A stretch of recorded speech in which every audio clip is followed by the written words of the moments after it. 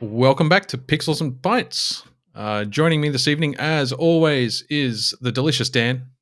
Oh, I'm first up this time. You That caught me off guard. I was actually doing what you told me to do and read the run sheet. It completely caught me off guard. Hi. And the terribly tasty Tom. Fuck off. And I'm Prickly Pete. And this is episode 88 of our podcast, which is a little bonkers. We're coming up towards the end of this will actually be our Christmas episode, fellas, because our next episode will be recorded somewhere between Christmas Day and New Year's and probably released for New Year's, I would think. Shit, are we 2 that weeks. far to the end of the year now? Well, Okay. we're recording on the 8th. This episode will probably come out mid next week, I want to say. Yeah, so, yeah. It's our Christmas episode, bar fucking humbug. Episode 88, we're going to be talking about all our favorite pop culture, so comic book movies, TV shows, comic books, a bunch of video games, and we'll be reviewing some mostly Australian craft beer. And movie trailers that don't exist. And movie trailers for movies that haven't released trailers. Yes, wrap your brain around that. But I think to get us started, we'll kick off with our beers, actually. Yep. Tom. Dan? Tom's looking very sleepy after his dodgeballing tonight. So. Oh no, I'm just waiting. I'm ready. Tom's going to be trying. Tom's going to be reviewing some Aussie Craft Coke to get started. Well, I'm going first then. I'm jumping in. I've got Broader Than Broadway West Coast IPA from One Drop. Just this new app throws me off because the camera's over in this corner. Broader Than Broadway. Yeah, I've already written it in there, haven't I? You probably have, but you haven't saved it. Oh, God. Okay, right. It's all right. I don't know how to save. Anyway. Just me then. 6.5% West Coast IPA from One Drop. It's really good. It's a lighter malty body than I felt it looks like. It looks like it sort of had some caramel, or it does have some caramel malt, or maybe some Vienna malt or something in there. It looks like it's got an ale malt base, so it's got a nice sort of amberish color to it. But the body is actually really thin. Not thin. I shouldn't say that. Thin's a bad description. It's mellower than I expected for a West Coast IPA to have a malty hit to it, but it's really nice. It's got a good level of bitterness to it. I wouldn't say it's as high as what I quite like in West Coast IPAs, but it's got some good sort of fruity, resiny, piney hop characters to it. Nothing over the top. It's just a nice 6.5% in a 440 ml can smashable West Coast IPA. Very nice. How good? Cool. Yes, Good out of marks. 5, how good? Oh, how good. Let's go. Sticking to my quarters. Oh, now I've fucked myself on this, haven't I? This is the hill I'm going to die on, all right? For no reason For at no all. reason at all. For no reason at all. People introducing fucking quarters. Let's go 4.25. Okay. Wait. And Tom, you might be able to see those changes, but I certainly can't, so I've got to type it in again. Tom, I wasn't kidding about the cocaine, obviously. We don't condone the taking of illegal narcotic drugs. Fucking yes, we do. We've talked about it before all the time. No, we're responsible. We don't want to get cancelled. That is definitely not the hill we're dying on. Well, it depends how much of it you take. Anyway, I am not imbibing in the cocaine. I'm drinking a beverage. I am having the Ballistic experimental NZ Pilsner. I passed by that today. I almost picked it up. Well, this is from the Beer Cartel Advent calendar. All my beers tonight are from my 2 Advent calendars I have, the Beer Cartel and Carmen Cellars. So this was yesterday's from Ballistic. It is using a experimental NZ 101 hop from NZ Hops, funnily enough. And it's always funny to I like when you get to read when they say actually put in what you should be getting from that hop, because I get 1 and a bit of the 4 descriptions. And I don't know if that's if it's delivered or not, but they said it should have loaded with lime, mandarin, melon, and tropical. I'm getting a heap of melon, tiny bit tropical, but I'm not really getting much lime or mandarin. So, but let me tell you, it is crisp. It is very crisp. This is a perfect beer to start on. Nice. Yes, especially after running around throwing small foam balls at adults like an idiot for 40 minutes. Because that's what I do with my spare time. Louise is very jealous when I told her you play dodgeball. And she's like, why can't we play dodgeball? So you can go and drive to the city every Thursday and play dodgeball with Tom if you want. Yeah. She's more than welcome, yeah. As an ex fellow Westie, I'm just desire making some sort of joke about we don't play dodgeball out west. We play like dodge bullet. Something like that. No. We'll workshop that one and get it ready for the New Year's episode. We'll circle back. But yes, it pours a nice, beautiful gold. It's been sitting here for a while now. It's warmed up a little bit, but it's very refreshing. I'm giving that a solid 4.5 out of 5. 4.5. Very nice. Very nice. And rounding off our first beer for the evening, I am drinking a fucking gorgeous Dunkel. This is the Range Brewing Dunkel. I don't know how they would pronounce it if they pronounced it. Traditional Dunkel-style dark German wheat ale, brewed using the finest German malts and fermented with a classic Munich-style yeast strain. It doesn't tell me which ones. It's unfortunate. Fucking fantastic beer, though. It's a really rich brown. It's got a bit of red to it. The light where you just right there. It must be catching the light from the shelving. Yeah, but from behind. Yeah. And it almost looks a bit Ribenery though with your lights behind you. It was the purple coming through because of the purple light. Yeah. But no, it's a lovely dark, like a reddy brown. Lots and lots of. I can't shine a light through it. Lots of molasses. Lots of really nice malt notes coming through. It's hard to describe whether it's sweet or not because it is also quite bitter, which is what you'd expect from the style. It's well balanced, but it is very molassesy, almost metallic, but not in a bad way. I don't know if that makes sense as a description, but it's got a... I can't remember the word you used to use all the time in a couple, like on season 2 or 3, Dan, to describe. I can't remember yesterday, man. So nope. It's just got an acidity to it, like a bite, like a metallic bite to it. That's quite pleasant because you know it's in context. Whereas if you had it out of context, it would taste off or like just an off note, a wrong note. But it's perfect in this. Really, and just a twinge of chocolate in the back palate, like right at the end. So, I'm thoroughly enjoying that. That's a great way to kick off the night. I'm going to give that a 4.25. And what's the percentage on it? It's 5.6. So it's a nice, good, reasonable, easy start. Yeah, easy start for the evening. I noticed Range have put out a few traditional style beers. Not as many as Slow Lane, obviously, but there's quite I think there was 3 or 4 on the shelf at Beer Cartel this afternoon. I picked up 2 of the styles. They did an Oktoberfest run as well. They had 4 cans, all different. That would be wise. Design. Yeah. So I've picked up the Dunkel and the Hefeweizen, which I'm saving for another episode. Yes, that was excellent. 4.25 out of 5. Very happy. News. Again, sorry. I was just going to say, I thought you were rounding out and finishing, and then you want to fucking jump in. So and usually it's me pushing us forward. No, I was just going to say, once again, it's great to see another brewery doing some more traditional styles of beer because I've been saying for a while I've been thoroughly enjoying Slow Lane, kind of helping me to explore those more traditional styles. So I'm glad that there's at least another major brewing company out there doing the same thing in Australia at the moment. I think a lot of them did a lot of stuff for Oktoberfest. A lot of German styles came out for Oktoberfest. So I think Slow Lane will probably be one of the only ones that sort of rolls for it consistently. Yeah. And they're doing a top fucking job of it too. Yeah. All right, now news. We interrupt this broadcast with some breaking news from the front. Sorry, Dan. No news. I think, Tom, you're going to kick off the news. I'm going to start with sad news because I love starting on a negative note. This is why I told you all to fuck off at the start of the episode. I don't know why. Anyway, been a day. Who hurt you, man? I hurt myself last night. I've been so hungover today. It's not funny.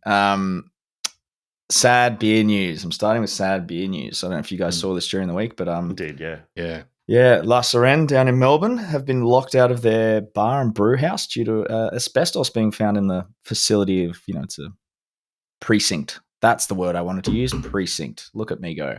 Where they're based. So that's apparently they just went in and bolted the doors and said you can't even go in there. They had stuff in tank. There's they were meant to be packing. They had all this shit, and the guys are like, we literally can't get into it. There's stuff fermenting in tanks.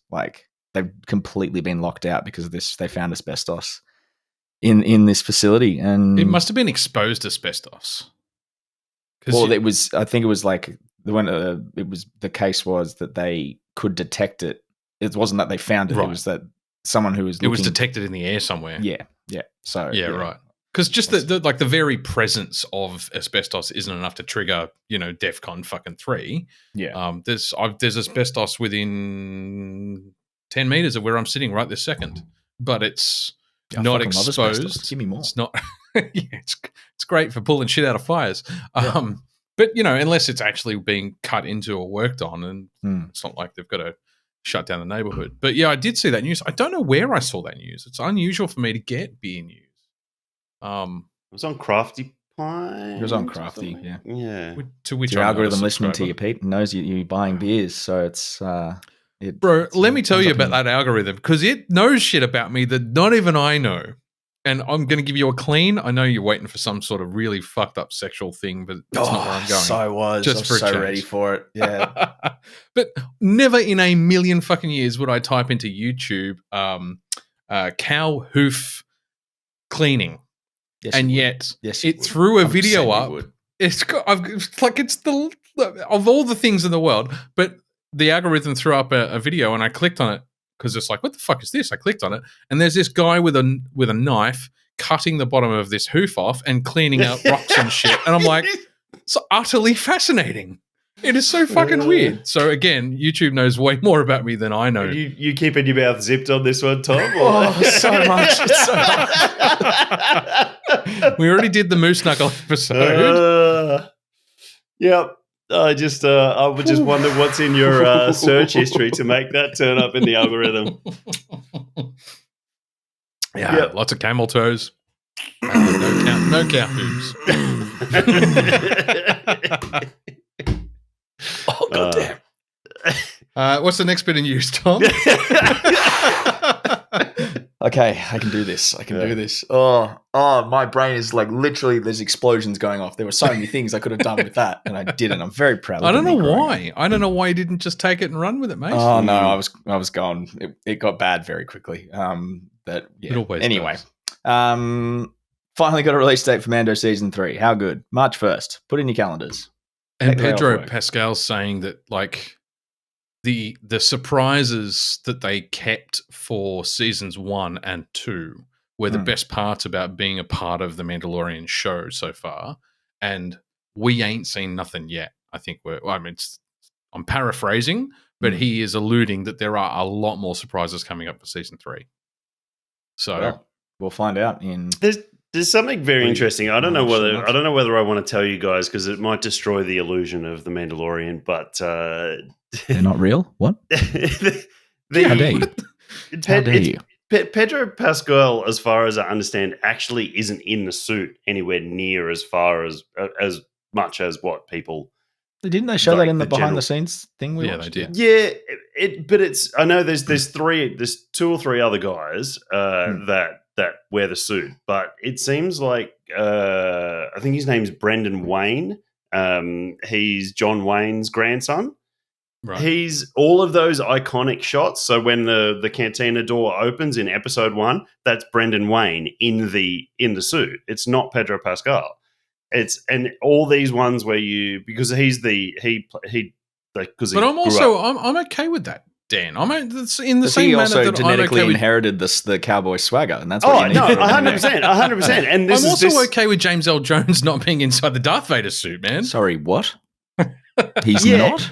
He's not 6.5 foot tall. I just think that something like how they've played off the Mandalorian is that Pedro Pascal is in it way more than Well, it's that thing what about he the like probably how is, good an so. actor he is that he doesn't need The to show his mime. face as much as well. Like you know, Yeah, which which It I is a don't good point. think is really him. Most of it Hmm. is this Brendan Wayne guy. And just listening, Al put me onto a podcast called You slut. Armor This is the only Party. podcast you're allowed to listen to, Dan. He put me onto Armor Party, which is a Star Wars makers group. Or I makers thought that was podcast. something totally different. We went back to Rule 34 from the last conversation anyway. Okay. I believe that's Lemon Party. It's a deep cut. Mm. Oh, I so don't want to know if that website's still running enough to type it is. in. It is. Thank my you, mate Tom. with it I think the you other might have admitted way more than you intended there. I like to play pranks on people. I change if they leave their laptop open, that's what I change their bookmarks to. Dude, Gets them every time. God, I thought I'd just stick to Rick rolling, man. Keep it clean. Nah. Carry on, Dan. Sorry. No, you've completely derailed me here, so fuck it. Next topic. John Wayne's Move on. great Fuck it. Move grandson on. is Baby Move Yoda. on. It's not worth talking about. Next fucking topic. Continue. Okay. Classic Lemon Party always gets them. So we do this all the time. I don't know if you guys know this, but we always record the night before like a big gaming show. Yeah. Or like something that's going to drop a whole bunch of trailers. Tomorrow is the Game Awards, like tomorrow morning. But we're all going to find out that God of War Ragnarok is Game of the Year. I mean, because if it's between that and what's that game that is almost impossible to win? Elden Ring. Yeah, thank you, Elden Ring. Yeah. Oh yeah. They're the two major competitors, right? I think Elden Ring will take it out because it's cross-platform. But anyway, but so they air tomorrow, which is the 9th of December for those who are listening, and you'll be able to get everything on YouTube. But they are saying they're going to show the first real trailer or second real trailer for Jedi Survivor, and it's also got a rumored release date of the 15th of March. So March is going to be a good month for Star Wars stuff. Dan, you made a really interesting point about the leaked poster. It was leaked, wasn't it? I think it was, yeah. It was leaked early. Someone stole the asset off a server somewhere. But Cal Kestis / Mac Rock Konstanty. Yeah.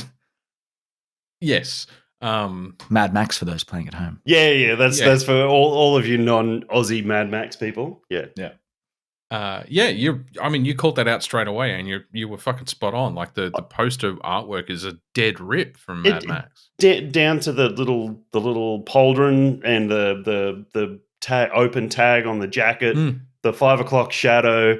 How he's holding the lightsaber is the sawn off from Max. Like I actually thought it was a fan art, like a fan art poster. Mad Max blender. Yeah. Oh, clearly one of the art guys is a fan of Mad Max too. Yeah, it must be. So also, it helped that it was a desert planet with a very orange sky. Like, exactly. Yeah. Yeah. There was a lot of things all together. So I still haven't rewatched Thunderdome. I think I made Beyond the Thunderdome, Mad Max 3. Well, it's Thunderdome for starters. Where did I get Thunderdome from? It's the probably only one. The same place you're watching these weird cow videos. It's the hardcore parody. Mad Max Beyond the Thunderdome. Beyond the Thunderdome. Thunderdome. They all bounce around in big nappies in their Tina Turner in their Thunderdome. It's shot entirely with sweeping drone shots. Like it's on fucking random. Right. No, I was going to say, I think I admitted 2 episodes ago I'd never seen the original Mad Max movie or its sequel. I recently watched them for the first time, so now I need to rewatch Beyond the Thunderdome. It's pretty bad. It's pretty bad. It's not bad. It's just, it's offbeat compared to what, it is. Yes. Bleak. It's bleak. It is very bleak. That is the best way to describe it. And a bit windy.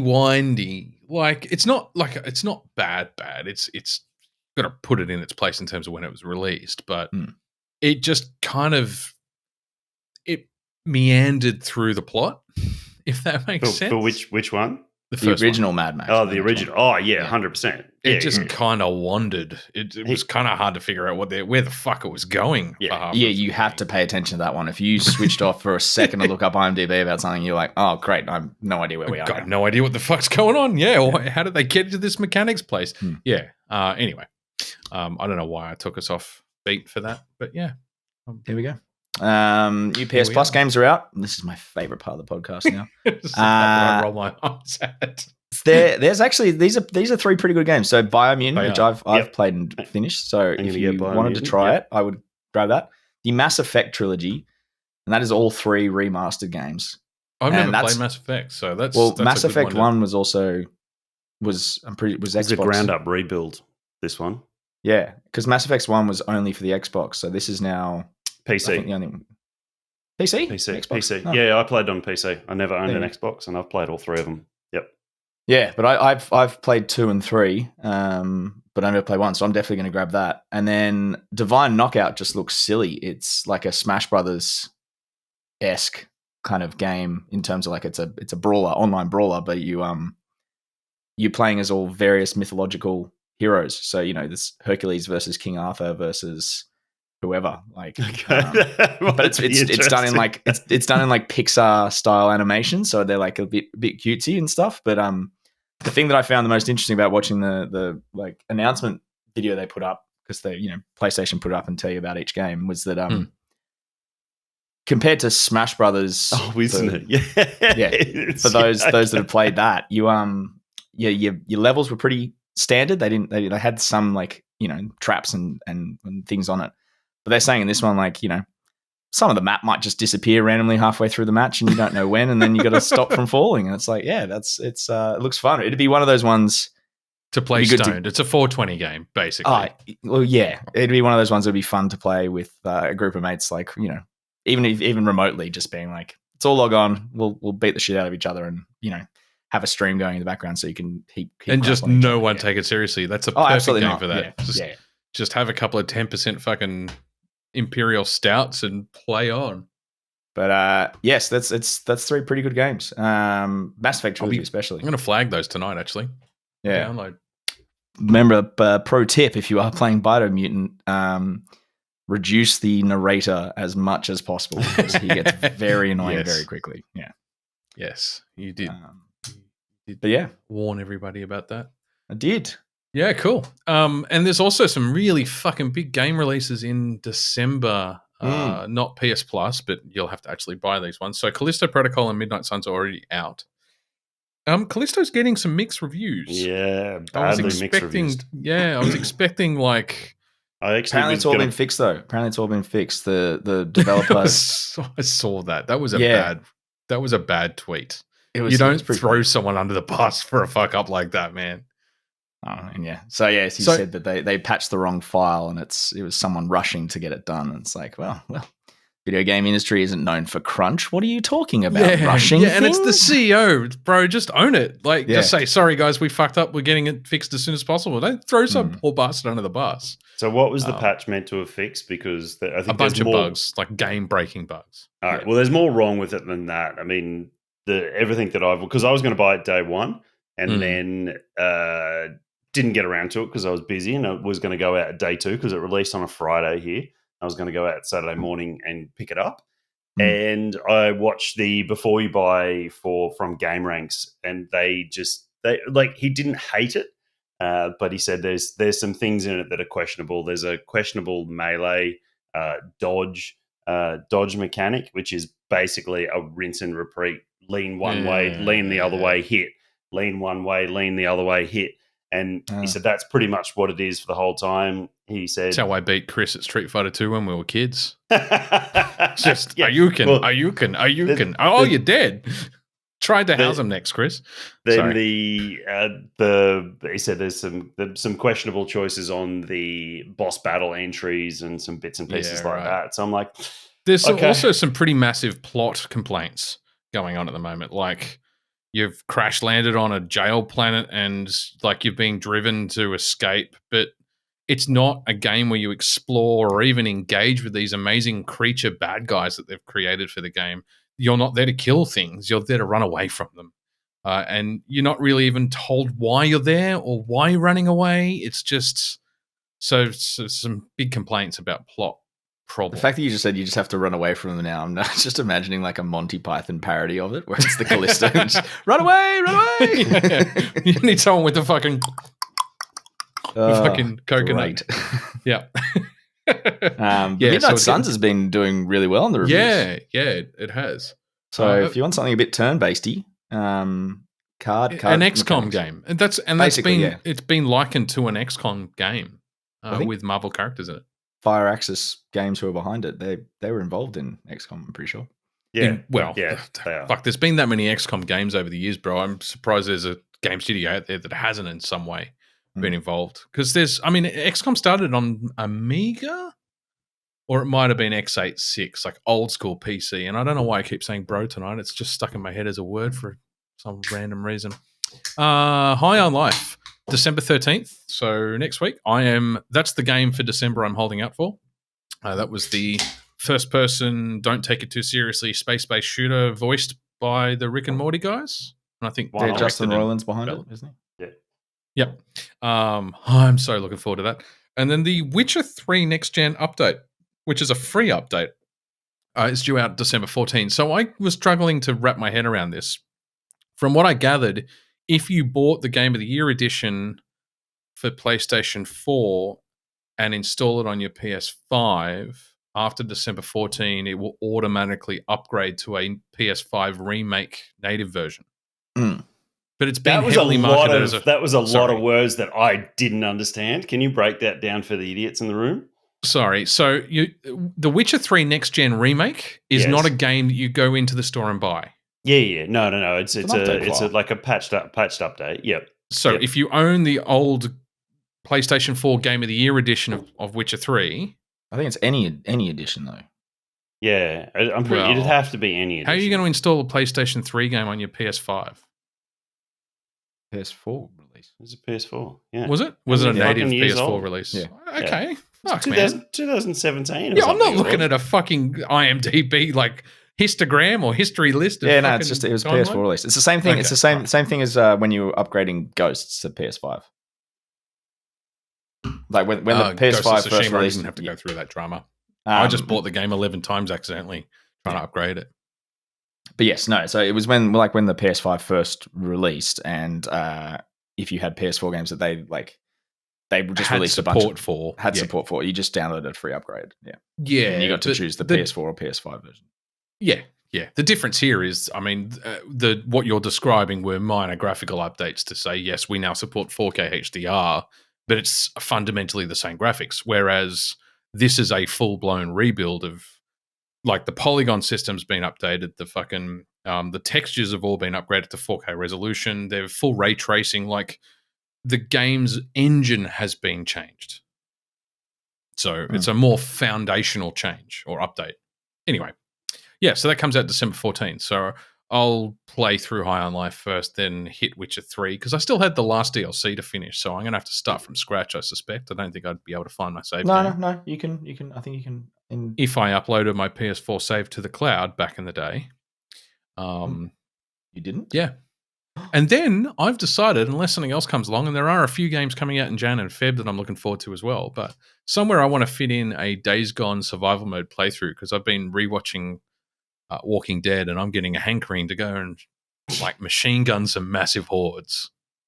Yeah. Remember we did talk about doing a full-blown like Survival Plus, or I talked about wanting to play through it on Survival Plus where the HUD just is gone and the maps are gone and you have to just memorize where you're going between missions. That's the experience. Yeah. I mean, it was one of those games that I've definitely found I use the map less than I think I normally do. That game was very like the layout of those. Yeah, the layout of those maps was intuitive and they had some very key landmarks. Like I always knew no matter where I was, I could go back to one certain point, the cabin near the lake, to get fuel. I knew exactly how long it would take me to get there. It's actually the very first section of the map you start the game in was the most confusing to me. Everything else was simple to remember. The forest. Yeah, the forest is the confusing bit. And not having any map and having to, I think you had to eat. I can't remember the rules of, anyway, we're not getting that far off track. My bad.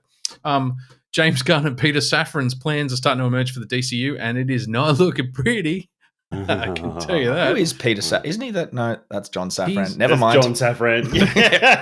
I'm sure we went through this last episode too. No, I want to see James Gunn and John Safran do the DC universe. Fuck yes. I'm 100% on board for that one. Right, so they have But now scrapped.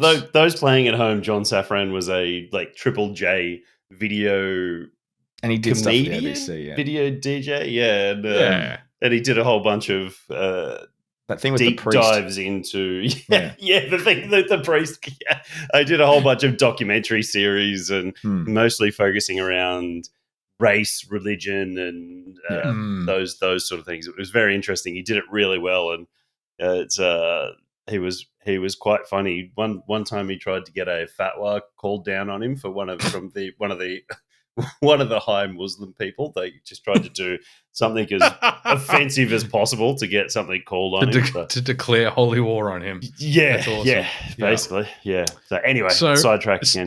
Yeah, so the other guy, his brother and James Gunn, have started to. They're pretty tight-lipped on what their plans are, but they have started to talk about or let slip, and feels a little bit intentional, letting the audience down easy, if that makes sense.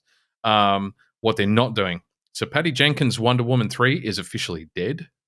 Man of Steel. I've seen 2. Probably watch that. I don't. Oh no, I have seen 89. 2. It's just very forgettable. Man of Steel 2. 84? 80 something? Something in the 80s, yeah.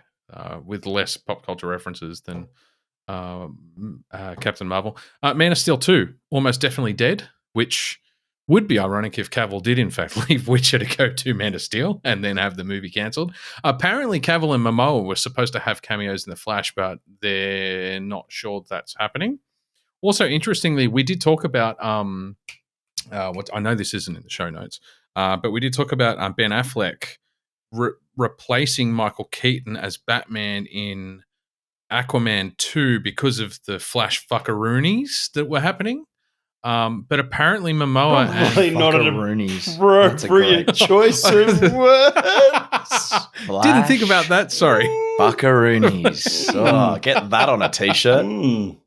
Yeah. There's one good. There's one for you, Ezra Miller. Fuckaroonies. Yeah. So apparently Ben Affleck and Jason Momoa haven't caught up in ages. So I don't know that even got as far as the actors getting together in the same room. So I don't know what's going on there, but Gunn is they did kind of show the direction they were taking, which was I think they had a screenshot, a cover from Kingdom Come, where it's Superman leaning on the table and all the Justice League are behind him. Yep. And I think that's the direction they're taking. That looks like they want to take it in. I don't think so. So one of the things that's really starting to emerge is that pretty much everybody in that whole Snyderverse era of actors, all those actors are gone. So that's Cavill, Momoa. Oh, I meant just the story. Yeah. So. But you're going to have to start with another Superman. Like, fuck, man. I mean, Cavill was perfect as Superman. He's been one of the best Supermen, I believe, since Christopher, the original. Well, he's not even the original. But anyway, Momoa's out, so Aquaman 2 is apparently the last time he'll be playing Arthur Curry. That's not the biggest loss. No, it's not. But and funnily enough, at the same time, they're talking about casting him as Lobos. So it's like, how can you be playing Lobo? Sorry, Lobos. I had to look up the character. I have to admit, the main man. Come on. I know who Lobo is, and I don't even read DC comics. But how do you take Momoa out of Aquaman? Like, it's a major character. But I'm not making that. I'm not making an argument for or against that statement. I'm just saying, how do you take an actor out of a very, very big hero role and recast him as a villain in the same universe? It's ugly. Lobo's an anti-hero. He's not a villain. He's a merc. I think you guys are missing my point. Probably doing it on purpose. What makes you think that, Pete? Never do these things on purpose, fuckers. Well, I mean, I wish I had the C word button. I really missed the mark button. This has happened. I mean, Star Wars has recently done this. They've used Andy Serkis as a big villain, and now they've brought him back as a kind of heroic character. So. Yeah. Well, I mean, it could be a similar sort of thing if they want to CGI Lobo, but Be a shame. Be a shame to CGI a character like Lobo because they could find a really and don't get me wrong, I think Momoa was probably really suited for a Lobo character because he is more than Aquaman. Yeah. Oh, more than Aquaman. Yeah. Man, Anyway, that movie was bad. That it's was just a fucking steaming pile of shit. It was. It really fucking was from start to finish. We tore it to shreds when we reviewed it here on the podcast. But I think the point is James and Peter's plans for DCU are starting to emerge, and that is we're hitting the big fucking reset button and starting from scratch. And at the moment, the only thing that seems safe is Patterson's Batman. Because it's a completely segregated universe. Yeah.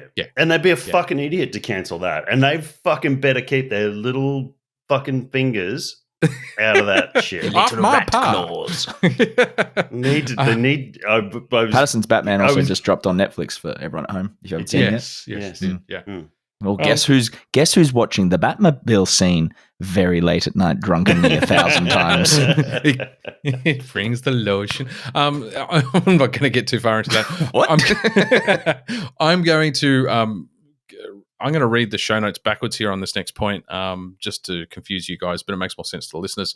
James Cameron, Avatar 2 opens 15th of December in Australia. That's it's not backwards. already. It should have been development, character, and plot, then rather affects visually around. Shut up. Oh god. Avatar 2 opens on the 15th of December in Australia. Fuck off. The media embargo has already lifted and reviews are generally good in the States, but center around the amazing visual effects rather than plot and character development. And in fact, it's pretty balanced. Some US people are review shredding media the plot and James review. Cameron just No, that's what I'm saying. That's what I'm saying. They're shredding character development and plot, and they're giving it accolades for visual effects. Which is anyone really fucking surprised? Yeah, but that's all. whilst that's going on, So James what Cameron it is a multi-million-dollar screensaver. That's what Yes. you're fucking telling me? Turn the sound off, leave it on your fucking TV while you go and do something else. You've got a really pretty screensaver going on the whole 3 hours. It's like the Unreal 3 hours 5 and demo. 10 minutes. Yeah, exactly. Put it on fucking loop. Put it on the background at a party and just let it play around. Yeah. Like, Look how good it looks. did they get an aquarium? That's really nice. The way the subwoofer's fucking flying. And whilst all that's going on, James Cameron is jizzing all over the media and how amazing he is as a screenwriter. He's being such a massive wanker. So he's quoted recently talking about Avatar 4. I can't tell you the details, but all I can say is that when I turned in the script for Avatar 2, the studio gave me 3 pages of notes. And when I turned in the script for 3, they gave me 1 page of notes, so I was getting better. When I turned in the script for 4, the studio executive and creative director over the films wrote me an email and said, "Holy fuck." And I said, "Well, where are the notes?" And she said, "Those are the notes," because it kind of goes nuts in a good way, right? You fucking wanker. You fucking wanker. Like that's when I want to. That's when I just want to cut to the 2 guys who start. Villeneuve who suddenly start seems the like pod a race fucking legend in episode 1. Yeah, go the great jump of the hut. Blah, blah, blah, blah. But it's just it's that. My it's model like, was what. My model was what Peter Jackson did with Lord of the Rings. I'm not going to read the rest of that quote, but really, like, he's trying. It was one of the things that one of the guys from work sent me. It says Sigourney Weaver, 73, is playing a 14-year-old alien in Avatar: The Way of Water. That's some hardcore de-aging, bro. It's like, come on, man. Seriously. Yeah. It's like, I love Sigourney Weaver. She's fucking excellent. She's amazing in everything everything that I've seen her in. I won't say she's amazing in everything she's been in. Everything I've seen her in, and I love her in everything she's been in that I've seen. Yeah. And come on, like, just stop your fuckery here. Like, stop being a douchebag. Yeah. It's just fuck. Pull your fucking head in, son. Although I want to, I think this will finally break the James Cameron sequel magic. Because James Cameron, we only talked about this recently in a few episodes ago. He was one of the best sequel writers with Aliens, with Terminator 2, in an era where everyone who was writing a sequel to a successful that was before initial he got movie, surrounded by fucking yes men and like people not giving him notes. Fucking and he built a fucking submarine and made the world's worst Titanic movie. Yeah, didn't make a sequel to that, did he? Dumb fuck. That was two, almost the Unsinkening. Float your boat. That was almost my spotlight item too, which we'll talk about later. The There last we go. piece of news. There's the episode title, The Unsinkening. Titanic 2, the Unsinkening. Yeah, I like it enough to write it down. The last piece of hang on. I'm totally. It's just the dude from the Flex tape ads. I don't know if you've ever seen that, where it's Flex like the giant jug of water with a hole in it. And he just puts the tape over it and it stops the leak. It's just James Cameron doing that in a time machine to the Titanic. With a flux capacitor for our 88th episode. That's perfect. And a last quick bit of news is the Continental TV series, which is coming to Amazon Prime next year, and focused on Winston from the John Wick IP, is now officially being joined by a movie called Ballerina, which is a spin-off focusing on Ana de Armas's ballet dancer turned assassin character from John Wick 3. And Keanu Reeves has confirmed Is she in John Wick 3? She's not in John Wick 3. 4. You mean 4? No, well, maybe it's a preview of a character in 4, because Keanu, the news broke because Keanu confirmed that the Ballerina spin-off movie is set between John Wick 3 and 4. She must be in 4. So it might be a prequel for a character in 4. And it does come out after John Wick 4. Okay. Okay. Right here. Cool. I'm so indifferent to this because 2 and 3 actually aren't that good, and 1 is, they should have stopped at 1 and just left it as a fucking awesome movie. Yeah. I well, think that's kind of, yeah. Actually, I getting this with because Bob Odenkirk just said they're going to be doing Nobody 2. Yeah, we didn't need Nobody 2. Nobody is great. Yeah, Nobody's wonderful on its own. Yeah. Same thing. John Wick changed the face of action movie cinema, like a lot of Arnie and Stallone movies did back in the 80s and 90s. Yeah. And it was enough to have been left as it was, as a singular standalone. But they've got to keep milking that cow with perfect hooves. Yeah. Got to keep scraping that shit out of the bottom of the cow hooves, Pete? That's it. You guys should start talking about your second beer while I go grab mine.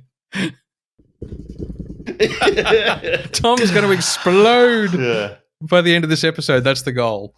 You guys start talking. I'll be right back. I have a headache. I'll go first because you went first last time. Yeah. So as I mentioned earlier, I am doing my 2 advent calendars. I get 2 every year now. And given that they are traditional advent calendars, they're blind until you pull them out of the box to chill them before you drink them. So I had no idea what my 4 beers were going to be tonight. So I started with a lovely Pilsner, which was great, 6%. I've now moved to a Kevin by Fox Friday, which is a 10.5% triple IPA. And it is dangerously smooth. I've already gone through, that was a full glass, and I'm already halfway through, or close enough to halfway. And yeah, they have done use Citra Mosaic, Citra Cryo, Mosaic Cryo, and Idaho 7 Cryo hops in this one. And it is nice and thick. It is it is up there with some of the best New England style IPAs that I've had in my time, or hazy triples, whatever you want to call it. Fox Friday, for those who don't know, are from Tassie. So it's cool to see that we don't really get many Tasmanian breweries up this way anymore. But they're doing some fantastic stuff. So it's got heaps of that, it's full of oats, so it's got that really nice rounded mouthfeel. It's definitely got a bit of alcohol burn rather than hop burn. It's not too green. It's quite settled quite nicely. And it's just a juicy citrus bomb. And it's very good, but it is starting to tell me just exactly how much of that 10.5%. It's 10.5%. It is starting to let me know I'm getting boozier and boozier. Burn. Yeah. Sorry, what's the name of the beer? Kevin. Okay, cool. Kevin triple Is that IPA. just the name of the can or the name of the whole beer run? That's just the name of the beer. Kevin. by Foxtronic. Cool. Yes, 10.5%. So it's an NEIPA? Triple IPA, a tipper. A tipper. It's a tipper. A tip of the hat to you, sir. It must be a hazy tipper. Yes, well, whatever they want to call it. It is definitely in that East Coast style. Let's say that. And I will give that a solid, solid 4.5. That's good. That's warmed me up all right. I'm like, whew, summer's coming, baby. Definitely is. That's good. I'm keen to have. I've tried a few Fox Fridays. I'm keen to try more of them. I've only ever had though their hazy styles. I would love to see some other styles they do. See if they're not just a one trick pony, so to speak. Yeah. That's that. Well done, Tom. You did good. Next. I also have gone down the East Coast path. So this is from a brewery down in Wollongong, Sika Brewery. Full disclosure, I did receive these beers for free. One of my brewers knows the owner brewer down there, so we did receive these for free. But this is a honest opinion of what this product is like. For starters, I love their fucking cans. They're like 80s retro, but really modernized. All of their different, they always have this Sika bar along the bottom, and all of their beers have a colored pattern of some sort in a different wave format, shape format in it. So I really love the can design. This is their Mystic NEIPA at 6.2%. Sorry, am I not close enough to the microphone here at the moment? I was you're all good. Drifting back. It's basically the same as what Tom was just saying, just scaled back. It's a really pillowy, oaty, soft mouth-filled NEIPA. There's nothing over the top about the hop character in it. It's not enamel stripping hop character. It's just got a nice tropical fruit, mid-range hop character juiciness that flows through the whole thing. Super low on bitterness, and was a really good juxtaposition to the West Coast IPA that I just had from One Drop. So two different coasts of styles, US coast styles. And both very well made. Yeah, really, really nice. So seek out the Sika brews. They're really worth having a go. Unpaid announcement, free beer as payment. Their Huck Hazy, their Hazy Pale is quite excellent too. Recommend finding that if you can. And I think they just got best new brewery from Beer and Brewer. I think they scored that one. So, and this is the first beer I've tried. I've got a couple of. I've got their XPA and that in the fridge, but I thought I'd jump in, have the East Coast West Coast difference between my first two beers. So, nice. Yeah, very good. Good job. Good job. I'm looking forward to getting down there and seeing the brewery and the tap room. Yeah, cool. Out of 5. Let's fucking tie myself in a corner again. 4.25. 4.25. Cool. So fucking random. You just decided that was your new rule, and you were going to loathe everyone else because of it. Yep. That's awesome. So I am drinking a beer that is somewhere between. I don't even know if I want to talk about it on the podcast, because so far it's somewhere between battery acid and paint stripper. It's. I told you it was the most sour beer that's ever been soured in the sour universe. But it's not. It's not the most sour beer, and it's not even what do they call them? Warhead. It doesn't even approach the sourness of a Warhead lolly. So I don't. Oh, really? To me, when I first had it, it was like no. It literally shrunk my face. I wondered what it was shrinking there, but yep. Also, my testicles. Like skinny dipping on a cold winter's day. Yeah. Maybe I've got a bad sample. I mean, I've tried a shitload of sours on the podcast. I love a good sour. This is not one of them. This is not particularly sour. It is sour. It's a kettle sour, but it's not very extremely sour. What it is extremely acidic. And there is a big difference between those two things. And to me, it both smells and has a slight taste of cat piss. So I have to clean up cat piss all the time. I know what it smells like, that's for sure. And the taste is what I imagine it tastes like based on the smell being a familiar smell. Imagines. Yeah, that's right. Yeah, because I'm in the kitty litter just munching on some fucking crushed paper pellets. Just while you're watching your hoof videos. Like, that is the gift that keeps on giving.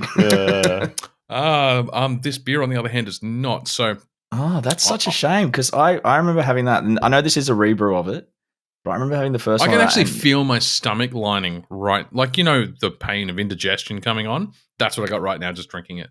But it's not an enjoyable taste. I do have some quickies in the house.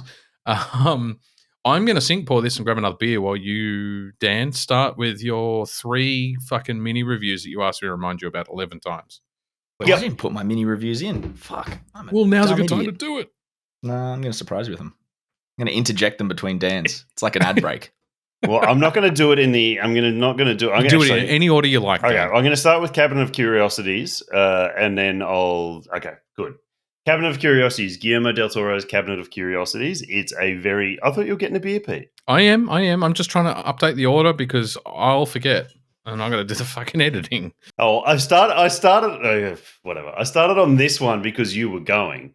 Yeah. Anyway, go. Piss off. Cabinet of Curiosities. Tom, have you watched any of Cabinet of Curiosities? I almost started watching it last night, and then I decided to play games instead. Fair enough. It was wonderful. I thought it was fantastic. I think it was 8 episodes, all individual stories made by individual directors. They have to be. They're all anthology series. An anthology, definitely an anthology, and it was all.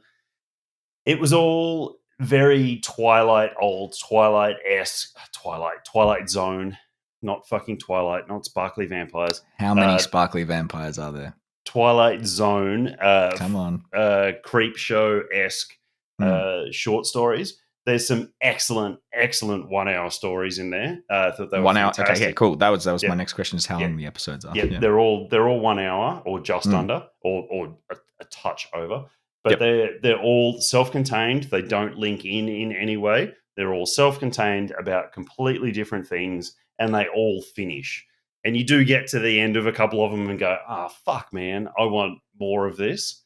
Right. Especially the first one. The first one, I have a little bit of a attachment to the first one. My cousin did the music for it, so sick. I'm very proud of that. But it was one that I felt built a story, but then ended too soon. It ended not just as it got interesting, but just as it really started to turn weird. And that was where I was really enjoying it. And then most of the others were great. There was only 2. We watched them all and enjoyed them all to an extent. There was only 2 within the 8 that we were like, yeah, you know what? If they put those ones at the front, we probably would have gone, yeah, they were really good. But they were like episode 6 and an episode 8. And we were like, yeah, they were okay. They were nowhere near as good as a couple of them. And a couple of them are fucking fantastic, like absolutely fantastic original stories, but condensed into 1 hour, but you didn't feel rushed. Like it gave you all the information that you needed within that hour of these contained stories. So Guillermo del Toro has been looking to try and make this for quite a few years. And I'm glad he finally did. And goddamn, I hope they give him an extra season or an extra couple of seasons on this, because it's well worth him introducing different directors to people and the industry, but also telling these amazingly weird stories, because there's no other format at the moment that they can tell as weird stories that they told in these It looked series. It looked almost like a creature feature style of like the Twilight Zone short stories. That's exactly what it was. Yeah, that's right. That was my example. I've originally said Twilight and then forgot to add the zone and said no sparkly very vampires. Different things. So Twilight Zone, 100% it was. And there was one episode in there that was like I've mentioned on the podcast many, many times before. I'm a huge Lovecraft fan, and anything that's cosmic horror, Lovecraftian inspired. There was one episode in there that has to do with some artists in Massachusetts. It's the Massachusetts University. It's straight out of Boston Pride. It's straight out of the Lovecraftian world, and It was absolutely fantastic. It was an amazing episode, and it could have gone on for an entire season just on its own. It was fucking amazing, and I loved every second of that episode. It was brilliantly written, brilliantly filmed, brilliantly acted. I just thought it was absolutely amazing. So if you like weird, creepy, cosmic horror that has just like nice is quite disturbing at times, there's a couple of points. There's one of the episodes that's super disturbing, but in disturbing in like body horror kind of way. Yeah, or like... this one was body horror. Yeah. It was. No, I'm just gauging if I'm watching these alone or if this is something I would share with Emma. Emma's not really into like any of the horror stuff, so I think this one's going to be a little Tom solo time. Yeah, it was probably only episode 3 that was like that. The other Lovecraftian one about the artists was a little bit like that, but it was more sort of a psychological horror, falling into that Lovecraftian madness kind of thing. That was really good. Episode 3's got a little bit of the body horror towards the end of it, but it was episode 3 and the whichever one was the painter one. They were by far the 2 best episodes, and the others sort of fell in a certain order behind them. But great, I really, really recommend it if you have any interest in single standalone thriller horror stories. Definitely check it out. It's fucking great. Yeah, cool. Sick. Studio 666. Hang on. It's my ad break time. Oh, your ad break time. I get to interject here. Can I? Hang on. No, I'm going to interject your interjection time. I'm going to review my beer, bro. Oh, okay. That's that fucking word again. No, why is that in my head all of a sudden? What's going on? What did you get, Peter? I'm now drinking Deeds Brewing, knock on wood, which is a barrel-aged Pilsner. Just listening to a version of the Mighty Mighty Bosstones today, talking about knock on wood, where someone had used them as the bass song and then put Taylor Swift lyrics over the top. And it unfortunately worked far too well. But she broken up with some other guy and she has to write another album. I don't know or care. It was Mighty Mighty Bosstones. Yeah, fair enough. It's more the lyrics. Every fucking song she writes is about a breakup. Unfortunately, I think it was probably me reviewed this beer before. I've definitely had knock on wood before. I think it's fantastic. Yeah, season 4, episode 13. So about midway through last year, we've already reviewed it on the podcast. I still think it's a solid fucking beer. So it's no memory of that place. Barrel-aged Pilsner of last year, middle of last year. Yeah, no. Very, very, very crisp. White wine notes. Who reviewed it? Who did it? I don't know. I think it was me. Does it hold up? I strongly suspect this is a rebrew, man. It can't be the same fucking beer. No. But from review to review. Yeah, it does. It is still very much like a very crisp white wine. I mean, look, look how clear it is, man. It's crystal clear, heavily filtered Pilsner. It's got that traditional Czech yeast flavor like all the way through it. Is there much barrel aging? You kind of get just a touch of oak. It's not a strong barrel aged. It's not farmhousey. It's not picking up much from the oak or from the barrels. I don't even know if they are oak barrels, to be honest. Hang on. Let's have a quick look. We lagered this beer for a month in tank, then racked the whole batch into specially selected white wine barrels to spend 90 days on oak. There you go. You don't get much from the barrel aging, but I don't think you'd want too much barrel aged notes going into a Pilsner before it corrupts that whole purity of a Pilsner, if that makes sense. Pilsner is a very specific kind of flavor profile. It's clean, it's crisp, it's refreshing, it's dry. As soon as you start adding funk to it, it veers off course pretty darn quick, I would think. But that's why they pick the white wine barrels, because all those adjectives you just used to describe a Pilsner is exactly what people use to describe white wines. So yes, but I'm saying that you wouldn't want more barrel aged notes in there. No, it's fantastic. It's exactly what I needed after not inverting my face. So I'm very happy with that. I'm going to give that I'm certainly upping the score. I'm gonna give it a 4.5. Maybe that's. Unfortunately, I did just check the run sheet for season 4, episode 13, and we didn't put any of the beers in for some strange fucking reason. What? So that must have. Yeah, there's nothing in there. I've probably got different notes because I do have to re-listen to what we'd say in every episode and then re-update the notes. I just don't necessarily save it on the share. So yeah, I'll look that up while we keep talking.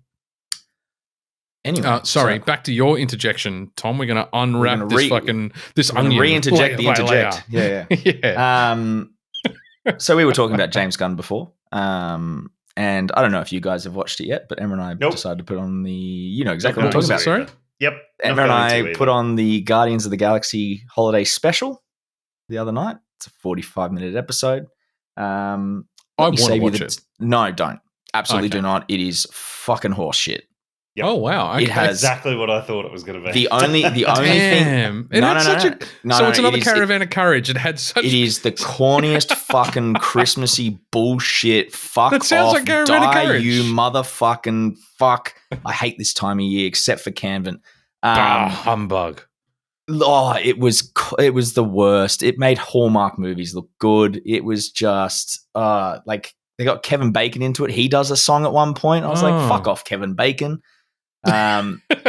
Like, yeah, the only good thing that was in this 45 minutes, and like you see the new teenage Groot in action. So he's actually big and stocky, and I was like, that's a cool character design. Rocket's in it for only like 2 lines. It's all focused on Drax and Mantis, and they were like, I get the impression Rocket would only be in there for a short amount of time because there's some weird shit going on with the Rocket based on the trailer for Guardians of the Galaxy 3. No. This is all. It's not really connected. The only thing that really the best thing that came out of it was you see the new Groot. Mantis actually got explored a bit, which was kind of cool. They definitely changed her comic book origin. It is revealed in that her and Peter are technically brother and sister because Ego was her father too. In the comics, Peter fucks her a bunch, so I'm glad they changed that before they went down the romantic side of things. That's a weird change, though. Like, that's even though they're completely different continuities, it still feels weird. Yeah. I mean, they didn't even go they've never gone into the Spartax part of Peter Quill's lineage. Anyway, it's not important. But the other good thing they did was you finally saw Cosmo the dog in action, and she has a voice now. Which was authentically Russian and delightful. And it was like, Cosmo's one of my favorite characters in the Guardians stories. Just the idea of this Russian cosmonaut dog running a spaceship, just a space station, just fucking does it for me. And like, that's my Cowhoof video is Russian cosmonaut dogs running space stations. So yeah, and that was literally it. The rest of it is really corny musical numbers from whatever band they got to do this, all about Christmas. Like, there's a bit more of Kraglin, but like nothing really. And and then it's just, I don't know. There's the only funniest, like the only thing that I think I remotely chuckled at was Drax getting fired at by cops, and he just shrugs off the bullets and laughs, and he's like, that tickles. And I was like, oh yeah, okay, wow, they overpowered him. That's great. Yeah, save yourself 45 minutes and like literally just, I don't know, insert things under your toenails. Like, just, don't do it. Watch Cowhoof cleaning movies on YouTube. Yeah, 45 minutes worth of that. Like, at least I'd have a semi, but fucking hell, it was just like, it's a piece of shit. It's a piece, and like he talks about, like, disappointing. And then because he said it was like going to lean into like Guardians 3, I was like, cool. Like, then I'll watch it and see. And I was just like, nah. It's just Disney doing their fucking jingle bells. Here we go. Cash in. Piece of shit. Absolutely. What's it called? Guardians what? Guardians of the Galaxy special. Holiday special. Right, it's just the holiday special. Yeah, it's on Disney Plus. So it's but it's not worth your time unless you're one of those real diehard Christmassy movie people. And if you are, you need to properly look at yourself. They're not listening to our your life podcast. Let's be choices, real. Because That's not something you should ever aspire to be. It's not our demographic either, Tom. I don't think there's much crossover in those. This year we're going to get the best Christmas movie fucking ever made. So David Harbour better fucking pull the goods on this one. Yeah, it's nothing like the bullet smashing Santa we're going to get. Yeah, it's don't do it. Just don't do it. On the topic quickly of Christmas specials, I did mention on our chat Spirited. Ryan Reynolds Ryan Reynolds, Will Ferrell, and Will Ferrell. Thank you. I hate Christmas. I am the bar humbug. I fucking just don't talk to me about it. I get the shits when I hear Christmas carols in shopping centers. Seems to be happening earlier and earlier every fucking year. So it's like suddenly they take Easter bunnies off the shelves and there's Christmas fucking shit on the shelves the next day. It's fucked. Anyway, so I am the last person to enjoy this film and I thoroughly enjoyed it. It's a fucking musical. It's a Christmas musical. Ryan Reynolds and Will Ferrell are singing through it. And it's a retelling of the Christmas Carol story, but kind of modernized, and it still pays respect to the original and fucking funny as fuck. The only Christmas Carol story movie that you're allowed to watch is The Muppets. And I'll hear What's wrong with Scrooged? What's wrong with Scrooged? It doesn't have Kermit the Frog in it. Got Bill Murray. Yeah, Scrooged is fucking brilliant. Thank you. I would take Kermit the Frog over Bill Murray. I'd love to see them fight. Imagine that. Old Bill Murray. Bill Murray. Yeah. He's wily. And limb flailing Kermit. Oh, Mr. Murray, I've come to give you the fisticuffs. If you would please oblige.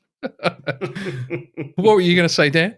Oh, I just say the trailer that Ryan Reynolds and Will Ferrell did about their singing in the movie, and it was being voiced over Back of House by Milli Vanilli, which is a very old 80s or early 90s cut for those old enough to remember who the fuck Milli Vanilli is. Yeah.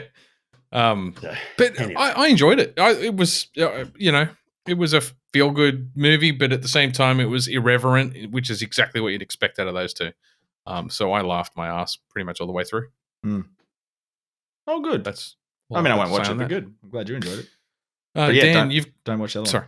No, we won't. Wednesday or Studio 66666? I'm going to talk quickly. I'm going to talk about Studio 666, and then I'm just going to absolutely pan Wednesday for like 5 minutes before we have a break. Get us in trouble with all the snowflakes. And no, we're going to talk quickly about Willow just before we go to break as well. Oh, none of that's in my run sheet, so you keep dropping this shit on me. No. Willow's been you keep telling me to look at the fucking run sheet, and then it's not. Yeah, actually, Pete, my run sheet hasn't updated with anything you've been typing in. Yeah, no, I just hit up there. Anyway, Studio 666 is a movie that the Foo Fighters made at the end of lockdown 2020. Because it came into Dave Grohl's head while lockdown was happening, because they got cut short in recording their 10th studio album, and they actually filmed the movie in the same house that they recorded their 10th, the Foo Fighters 10th studio album in, and it's the Foo Fighters band plays the Foo Fighters band in the movie. They move into this house that has a haunted history. You find this out in the first 10 seconds of the movie, and is also in the trailer. So this is a spoiler-free take on Studio 666. So Dave Grohl wrote it with the help of a couple of other people, and the director and that as well. They filmed it with a skeleton crew at just after lockdown, with some special allowance from the government to be able to have crews in the Film Actors Guild Society. Yeah. Or facts for short. Whoever chimed in to be able to let them get away with this. So Alec Baldwin. Alec Baldwin. I'm glad you got the reference, Tom. So it's a horror comedy movie. It's very much in the vein of Evil Dead 2. It's it looked a bit schlocky. There was 100% it's schlocky. It's just fun, and the Foo Fighters guys can't act for shit because they're not actor. They're Which you don't musicians. expect them to be able to. Yeah. Unfortunately, the next best actor outside of Dave Grohl was Taylor Hawkins, and unfortunately, Taylor Hawkins is no longer with us. And Dave Grohl plays he plays himself. Well, he plays himself. He plays himself within name only, and it's great. It's so much fun watching these guys that obviously get along so well, and it's just like a group of mates in a house filming a horror movie together, and you can see their camaraderie. Yep. Even when they want to turn on each other, you can see that they're not really turning on each other. They've been together for so fucking long. Exactly, yeah. As a band. It's heaps of fun. It rolls through the same beats that you think it's going to roll through. It gets to the end, and it does pretty much what you think it's going to go to in the end. But it's a heap of fun. Like it's a really good just horror comedy watch. It's over the top in ways. It's super fucking silly in ways. It's so Evil Dead. It's not funny, and I really love Evil Dead and everything around that IP. And I think it's a really good watch without throwing too many other spoilers in there for jokes and gags and scenes that happen within the movie. It's well worth a watch if you've got time and you need to watch something. We rented it on Amazon Prime. I think it was a whole $3. So it's worth dropping that budget.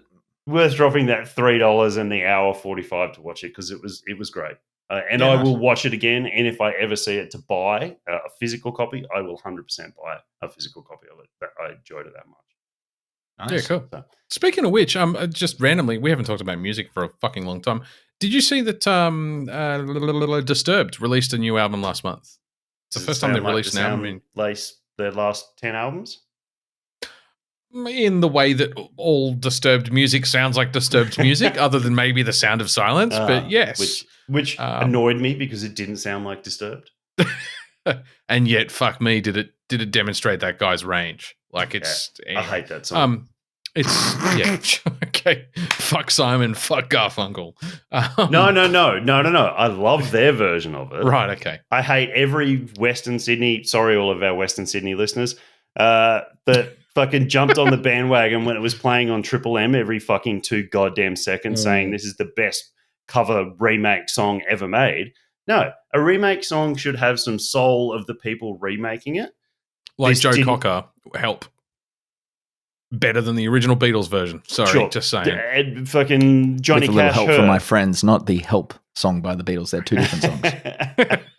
Johnny Cash hurt. Like better than the Trent Reznor original. Like it should have something of the artist remaking in it and their style of what it is. And I don't feel that remake of Sound of Silence by Disturbed felt like Disturbed. That was a really weird out there fucking tangent for us to take. So it was on topic. Yeah, I was just gonna. I was just throwing it out there that Disturbed released a new album last month called Divisive. I've listened to it. It was Disturbed-ish, and it's cool to see like some of the bands that I grew up listening to still releasing albums because it's been a few years. I think they did one in 2019. I'm just looking up their discography now. They released an album in 2018. And there really hadn't been much since 2010. They did a live album and that was it. So it's cool to see they're still doing their music. I mean, Disturbed is the band with 36 members in it, isn't it? I think that's the Mighty Boss Stones.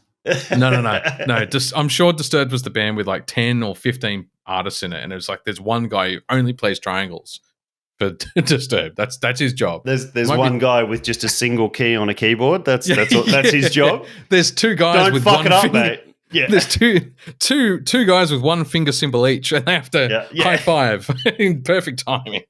Anyway, way off. Sorry, I just had to roll there with that. New Disturbed album. Give it a listen. You wanted to talk about Wednesday. Oh, I'm going to interject. Yeah, for it, Tom. Tom's going to throw my card down. Crazy. I want to get dirty for a little bit, if I may. Do you want me to bring up some of those muddy toes? Oh, videos? well, I've got something that could clean that up for you. I want to talk about soap. Now, this is, I knew this would get you. Fuck yeah, I planned this so well. I have just, I do these random reviews. I did a tech review once of some headphones. This is my reviewing Dove body soap. Yeah. Is this what's happening? No. So my mate lives in New York, and when he was recently over here, brought me over some Dr Squatch Dr. soap. Squatch. I knew you were going to say Dr. Squatch. So I have used the Darth Maul, and I'm currently using the Darth Vader soap. And let me tell you, if you want a clean undercarriage, get on it. We'll 5 take stars. Dr. Squatch, if you're listening. Pete, throw this out to Dr. Squatch. We'll do some Dr. Squatch revenue. I will do a live making. scrub on the podcast if they want to send us some soap. Nah, it's really good shit. It's really good shit. Like, you know, I live a dirty life. I'm working in hospitality. I'm picking up dirty glasses. boy. I'm getting muddy. I'm getting things. This is really good shit. And if you see it, you should grab it. It's Look after yourselves. You deserve it. Our listeners Treat deserve yourself that. this Christmas. Dr. Squatch soap. Oh, it's begging for some sort of fucking deal. You've got to get some sponsorship action. That's my whole plan, Peter. Yeah, no, we don't have to pay. We just innocently stumbled into it, I swear. Yeah, that's it. Oh no, all this free soap suddenly appears in my house. Why am I smelling so fresh? Light. Dr. Squatch. Dr. Squatch. It's the taste of a new generation. All these corporate sellouts, man. Buy Doritos. Yeah. Anyway, that was it. I just wanted to Speaking of taste of a new generation, Dan, Wednesday. What's wrong with it? There's a lot wrong with it. Fuck me. The Snowflakes ruined it. God, it's getting some good reviews. I don't know what rock these people have been living under for like the entire history of the Addams Family, because they obviously haven't watched any of the good shit that happened in the last like 50 30, years? 40, 50 years, something like that. Yeah, it's got to be 40. It's got to be 40. Like it's just she's great. Jenna Ortega. Yep. She's awesome as Wednesday. Like brilliant pick. She delivers her lines great. She has some fantastic moments with Thing, because Thing is her main other Addams Family interaction within this movie, within this series. 58 years old, Dan. 1964. Yeah, wow. Addams Family. Okay, wow. Oh, I thought the Addams Family were older, but sure. Okay. And she's going. You cannot fault her. She's awesome, like fucking awesome. And the guy that plays Gomez, the Louis Guzman, which I can only see as the chef in Waiting when he does. Yeah. It's the goat. Yeah, definitely. I love him. He's great, but him and Catherine Zeta-Jones, who plays Morticia, they feel so forced in those roles. They're not in it much. They're briefly in it at the start of it. They feel really forced, and it feels really fake. It feels like people wanting to be goth people, not like Raul Julia and God, what was her name? Angelica Houston in the movie, in the Tim Burton Addams Family movie, where they just absolutely absorbed those personalities and were like brilliant in their Gomez and Morticia roles, and they interacted well, and they embraced the original character, and they did. Like, they did modernize it, but they didn't modernize it in a way of this needs to be reinvented. It was modernized, not reinvented. Completely agree with you there. Yeah, 100%. Do you at least get a cousin it? You do that really well. Not yet. That's also the sound I only hear when Peter talks. Thanks, Tom. We've only watched 2 episodes. Right. I will watch some more. The second episode was a little bit better, but still not anywhere what I would call good. It has no soul. It has no character. It is Harry Potter with a Addams Family covering on it. It's Harry Potter had an emo kid. Yeah. And that's the thing. Like, Wednesday comes across as a moody teenager. She has such a conflicting relationship with Morticia and Gomez, which in the movies they were a family unit. They were everything. Yeah, like, it was literally the Addams Family. Exactly. In the first 5 minutes of Wednesday, she dumps a whole bunch of piranhas into the boys' water polo team that have got the bullies that had just put Pugsley in a locker. She does that, and then like 2 scenes later, Morticia isn't even backing her up. Like, like in the movies, Morticia would have gone, oh yeah, well, Wednesday raised those piranhas from babies or something like that. But she's like reprimanding her for doing these sort of things. Like they completely lost the heart of what made the Addams family, that they are a but family it was also unit. innocent. Like the original Addams family, the gags were innocent gags. It was like it was a G-rated family show. And it was funny. I mean, except for all the times they were trying to kill each other. But yeah, it was G-rated. Yeah. But in the same way that... I know what you mean. Yeah, 100%. It's not itchy and scratchy style killing each other either, though. That part of it aside, whatever problems I have with that scene and how that all plays out, it's the family unit isn't the family unit that they need to be in the Addams family. Is you've got a moody teenager, it's a rebellious parents, emo. And that's what she is. She's a rebellious, moody teenager, and parents that are reprimanding her and sending her off to boarding school. This isn't the Addams family unit. Like, this isn't them being this weird, kooky family that always works together. Like, I'm sure they might try and change it towards the end of the season. Yeah, I was about to say, is it just going to be one of those ones where it's just the journey to get there? But that's a fucked way to do it. Payoff at the end. And my last complaint after only watching 2 episodes is this goes back to everything that a whole bunch of a whole bunch of shit that's happened in a lot of movies and remakes of recent, and obviously expansions of universe. Solo, I'm looking at you. I love Solo. But in episode 2, they give an origin story to the Addams family clique. It now has an origin story. It doesn't need an explanation. It doesn't need an explanation. Is the origin story? It's just Gomez's huge fucking knackers slashing together. His big steel ball. He's just doing squats and clunk, a Newton's cradle, a two balled Newton's cradle. Oh, guys, I've had it's the Addams family, so it'd be a 3-balled Newton's cradle. Yeah. I've had about 5 episode titles, and I've visualized 5 artworks so far for this episode. Also, if your computer's listening to you, you're now fucked because you're going to get testicle Newton cradles from an AI generated shaving artwork. a cow's balls is going to be the next fucking YouTube suggestion. It just does not have the heart and soul of the Addams family. It's produced by Tim Burton. That is a real shame, yeah. And that is the biggest shame about it. Is Tim Burton should have been playing a major hand in crafting this story that was a continuation or a spiritual successor to his movies in the 90s. His 2 movies. We're not counting the tragedy that came after with Daryl Hannah and somebody else. But we only got 2 Tim Burton's movie because unfortunately Raul Julia died. And even though Values is not as good as the first Addams Family movie, I still absolutely love Addams Family Values. And I think it has some amazing moments and it has a very Wednesday-centric story. And that is how you do Wednesday right, not tragedy. Let me ask this, and like you could equally, in fairness, you could ask this question about the series I'm about to quickly talk about before we go for break as well. But did we need another Addams Family series?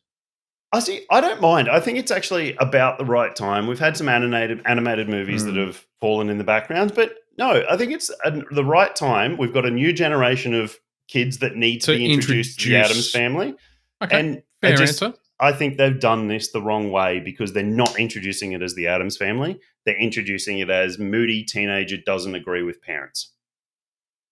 Yeah, okay. Is what they've done. This is not the Addams that was Family. kind of like, and I guess this is probably, it may have even been like, now knowing you get that from it, but it may have even been like the writing was on the wall, but calling it Wednesday as well. Like, it's not called the Addams Family. It's like, I get it's centric on her, and that's fine. It would have been okay to refocus it on her as part of the Addams Family. I think that still would have achieved the outcome. Yeah, it would have. Just if she'd had a little bit more depth than like paper colored in black crayon angrily. By the way, Thing is fucking fantastic. Like, Thing, like I've seen some of the behind the scenes green suit, the blue suit, green and blue suit. Like, it's actually like it really makes me think of the original Tim Burton Thing because the special effect in that movie was like groundbreaking. The dude in the green suit, like running along in just on a skate, like he was on a skateboard while he was like going down the Yeah. hallway. Like, but Makes me want to look up how they did it for the original 60s series when they didn't have that sort of it was stuff. a hand in a box. That's all thing was a hand in a box, and then he pulled the lid down. But her and Thing together, great. Thing on his own, fucking fantastic. Like he gives the middle finger to several people in the first 2 episodes, and it just his whole sign language was a real callback to the Tim Burton's original movie. And my favorite line when he's trying to explain something to Raul Julia and he's doing the sign language and Raul Julia says, "Slow down, man. I hate it when you stutter." That fucking line cracks me up every time. Yeah. And then he gets the fucking flicks the cereal out and starts tapping out Morse code on the table and then falls flat exhausted. One of the greatest scenes in comedy movie history. That is great. Yeah. Gotta love good mime. I mean, we were talking about mime earlier too. Yeah. That's that. The Mandalorian is, we were talking about the Mandalorian earlier. His acting is essentially mime. Yeah. Except it's not him. It's Clint Eastwood's great grandson. Clint Eastwood John Wayne's grandson. I did that on purpose, Tom. Yep. It's Morgan Freeman's great grandson from the Unforgiven. I'm driving us forward so we can get to break. Go. I quickly wanted to talk about the Willow TV series. I'm glad that I watched it in the order I rewatched the Willow movie, which and I hadn't either. I hadn't watched it since I was probably mid-teens. Yeah, long fucking time now. I think about it. I guarantee you, if I hadn't of rewatched the Willow movie, watching the start of the Willow TV series, I would have gone, holy fuck, it's perfectly, like the continuity is perfect. Because I rewatched it back to back, and I literally mean I finished the movie and went straight into episode 1 of the TV series. I can tell you, the Willow series, the TV series so far is excellent. I'm thoroughly enjoying it. We've had 2 episodes released. It's just Willow as well, not the Willow. Oh, did I say the Willow? Sorry. Every time you've said it, you've said the Willow. Yeah. I think I'm in my head. I'm saying is it? The Willow series. Yeah. Fuck off, Tom. The Willow series as opposed to the Willow movie, I think, is what's going on in my head. So, the Willow series, Willow. Willow. We had 2 episodes released last week, and now it's coming out every Wednesday. The 2 episodes, the initial release that I've seen, were excellent, but it's an adventure film, and it does harken back to the adventure type movies and films and series that we grew up watching. It kind of reminds me a little bit of, we're getting a lot of fantasy series lately between Rings of Power, which is fantasy adventure, I think is fair to call it. There's a lot of war in it, but it's quite a bright. Rings of Power is quite bright in comparison to kind of the dark tones of Fellowship. And I'm talking in terms of both the themes as well as the visual grit, if that makes sense, like the cinematography. In the same way that Willow the movie and Willow the TV series are both rated the same, and yet the old 90s movie is a lot darker and a lot more adult and a lot more fucked up. And yes, there's some sexism in it, which is traditional for it was thematically, it was the sort of shit we saw when we were kids growing up. It was just normal and accepted. There was a little bit of sexism. It wasn't too bad. There was one scene in the movie which is pretty fucking bad, but apart from that, the rest was pretty okay. But thematically and cinematically, the movie is a lot darker than the series. The series is off to a good start. It's interesting. It's a bunch of teen-ish characters, late teen characters coming together and setting off an adventure of self-discovery. It's kind of a traditional story set in an old world that we're already familiar with. Got some really fucking good performances from Tony Revolori. Revolori, I'm pronouncing that correctly. Who's the Spider-Man... I love Pete just confirmed himself that you're pronouncing it correctly. No, because I had to rewrite it. Did a good job there.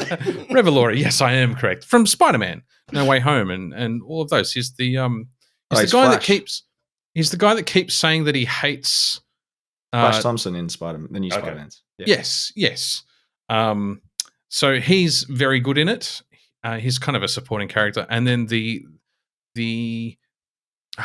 what's the word? I'm getting a little bit pissy. I don't know why. The comedy beats, like the comedy to break up the seriousness of the story. I can't think of the fucking word that I'm trying to think of. I'm played by a character named Amar Chadra Patel, who I'm sure has been in a bunch of other stuff. And if you Google him, you'll know his face straight away. It's a very distinctive comic relief. Thank you. He was in Wheel of Time, which is another series that is very similar to this. Yeah, exactly. He was in Sex Education, which is where we've gotten the new Doctor Who from as well. If you look him up, you'll see, at the very least, if you don't recognize him, you'll see he has a very distinctive long face. What was his name again? Amar Chadra Patel. Oh, I did not hear that right. My Google search has come back as Armored Chapel. You could have been so much more offensive with that, so I'm glad you fell the direction you fell. He plays a really, really dry, fucked up, like his comic beats are perfect. Yeah, right. And I've barely laughed a few times too. How far in, so you got 2 episodes with the third obviously coming out yesterday. Third came out yesterday, yeah, I haven't seen it yet. How long into it before Wicket appears? Episode 1. All right. and it's not Wicket. It's Willow. I was like, but that really took some computing there. Yeah. Yes. No, because I only the reason I ask episode. when Warwick Davis appears is because I haven't watched it. And I would have gotten it too. Yeah, I haven't watched any of it, but I was going to go start it because I remember me and my brother used to love watching Willow growing up.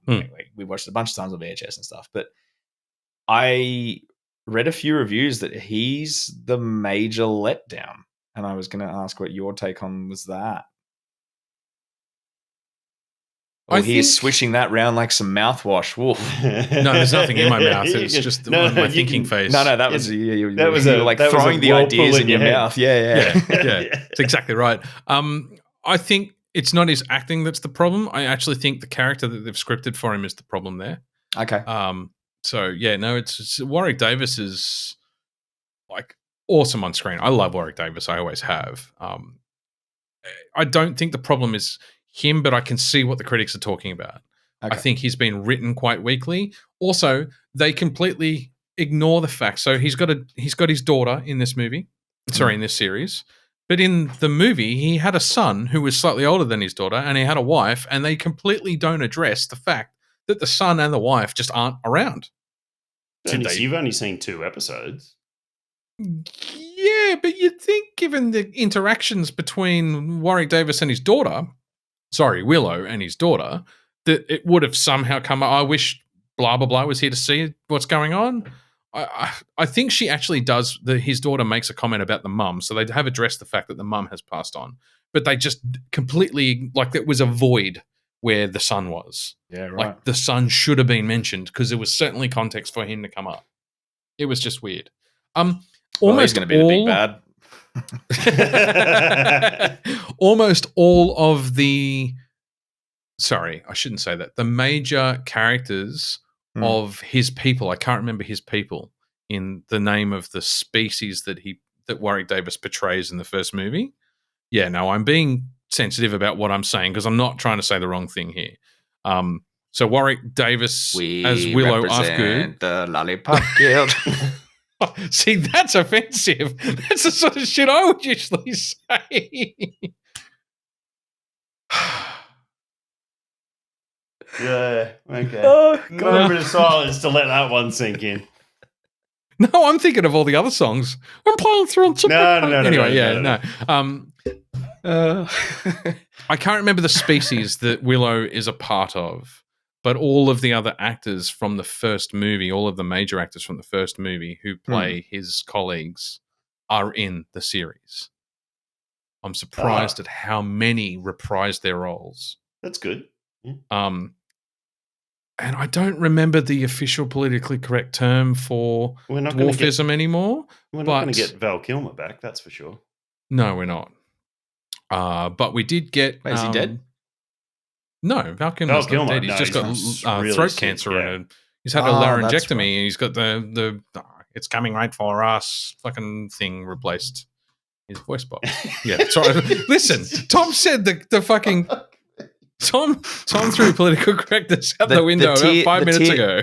No, T.R.S. Lean? No, that's I'm looking at the Queen Willow Saoirse. Queen Saoirse's reprise. Joanne Whalley reprised her role as Saoirse, which was the daughter of the big bad from the movie. And there's a few scenes where they've de-aged her quite perfectly. Erin Kellyman, which you will know from Nelwyn. Solo. Nelwyn species. Thank That's you. Willow. Nelwyn is the species. Thank you. You'll know her from Solo and The Green Knight. And Green Knight? Falcon and Winter Soldier. Falcon Winter Soldier. Oh, yeah, she was the dead one in the Green She was Knight. the dead one. Spoilers! She was the dead one. That doesn't give dead. anything away. It was over 1,000 years ago. They're all dead. Yes, Winifred. Yes, and Falcon and the Winter Soldier. She was Carly. She was the leader of the Yeah. She's a great actress, actually. Winter Soldier. Look at that. Yeah, there you Flag, go. what were they called? What's it called? Flag Smashers. Flag Smashers. That's Ruby Cruz, I don't recognize. She's playing a major character, which is Saoirse's daughter. Anyway, sorry, I'm way off track because I'm a little pissy. It's a thoroughly enjoyable series so far. 2 episodes. It's another example. It's I would put it behind Rings of Power, but it's another example of how fucking easy it is to fall over and make a better fantasy TV series than what's it fucking Wheel of Time. Wheel of Time. Yeah. Okay. Like, I can take turds and they're better than Wheel of Time as a TV series. Just so disappointing. So much potential. Do they get stepped on by cows and then cleaned off? Break time. Goofy action. Yep. We'll be right back after this message from our sponsors. Dr. Squatch soap. Dr. Squatch soap is our sponsor. Hey,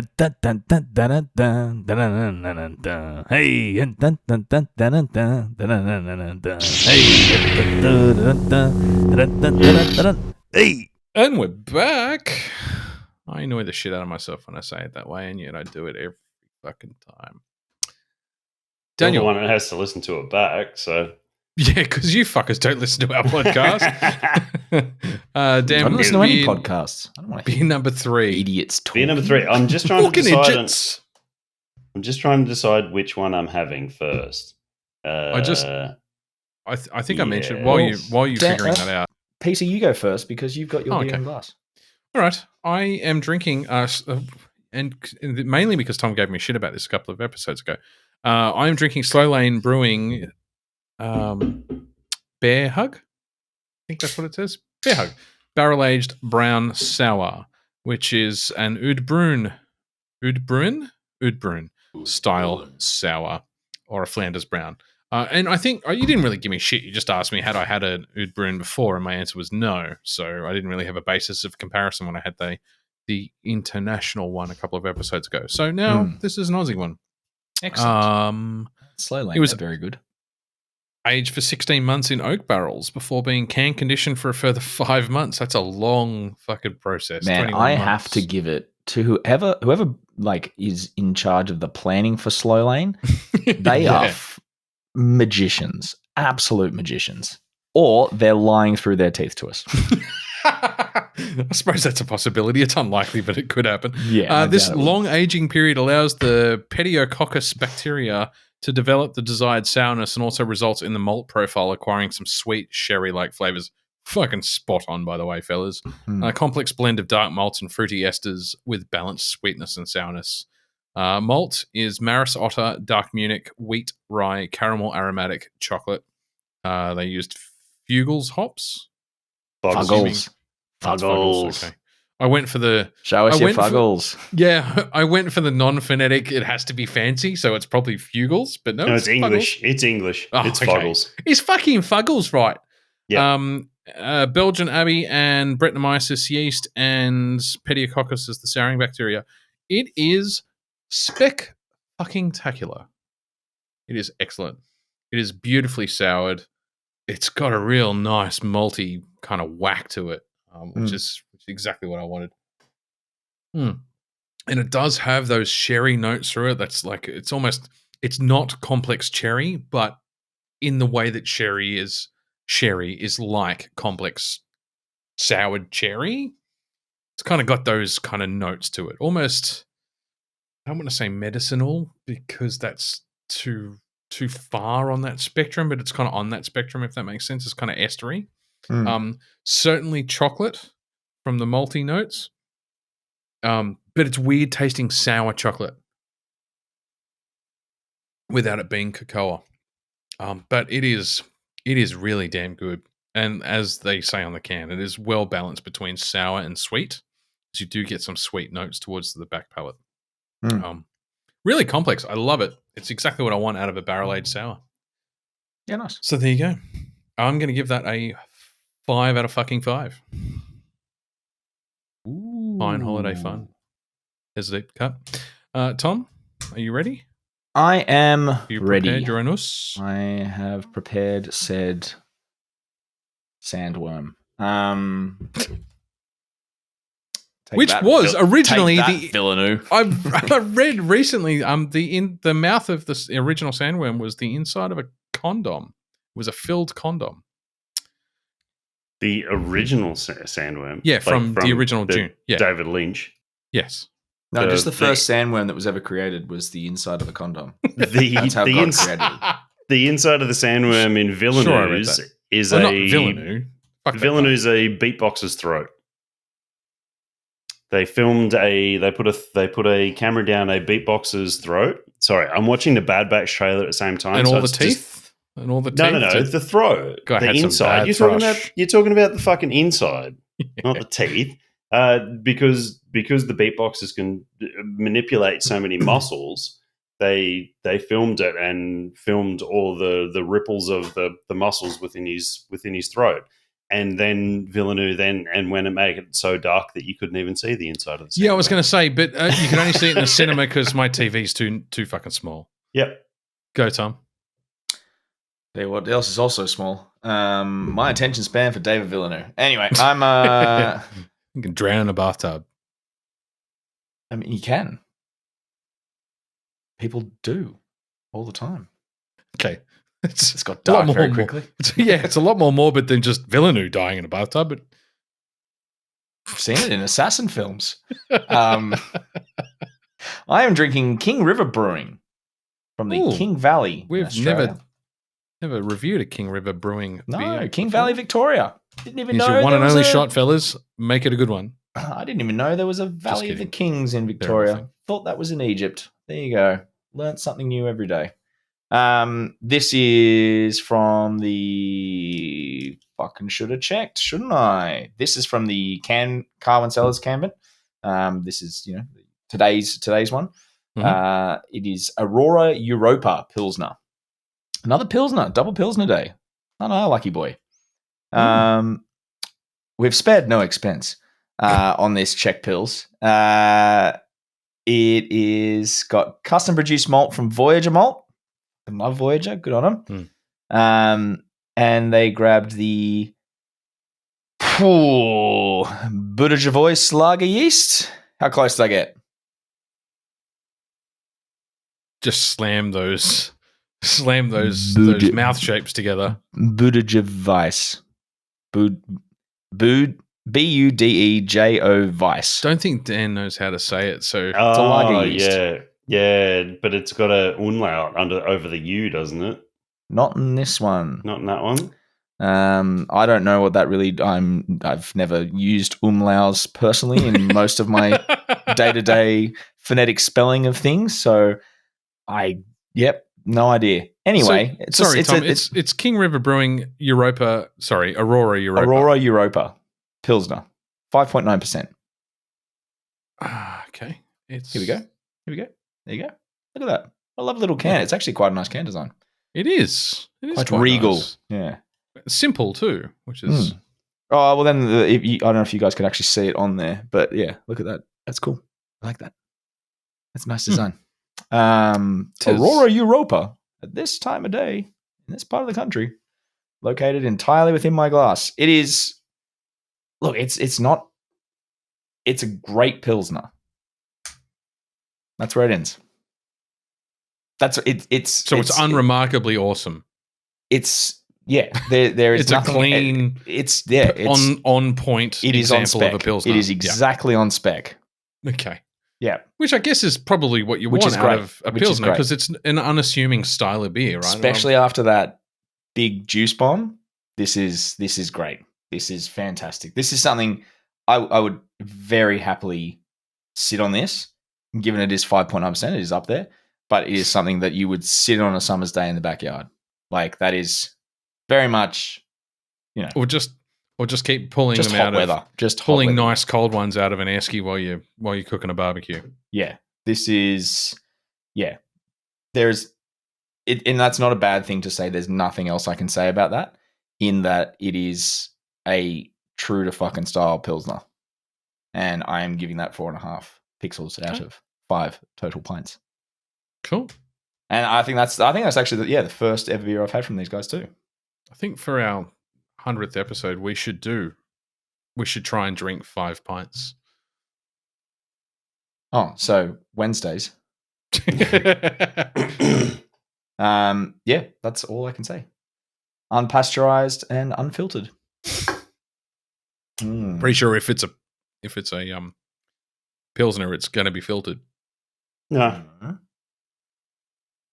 Don't have to be filtered. There's heavy. ways. That's ways got around. That's got heat. You probably can't see it through the camera. There's condensation on it. No, but it's got heaps of chill haze throughout. Oh, it does. Okay. There's ways around making beers clear without filtering. That don't involve filtering. Yeah. I thought Pilsners traditionally were filtered beers by style, though. Yeah, traditionally they were. Okay.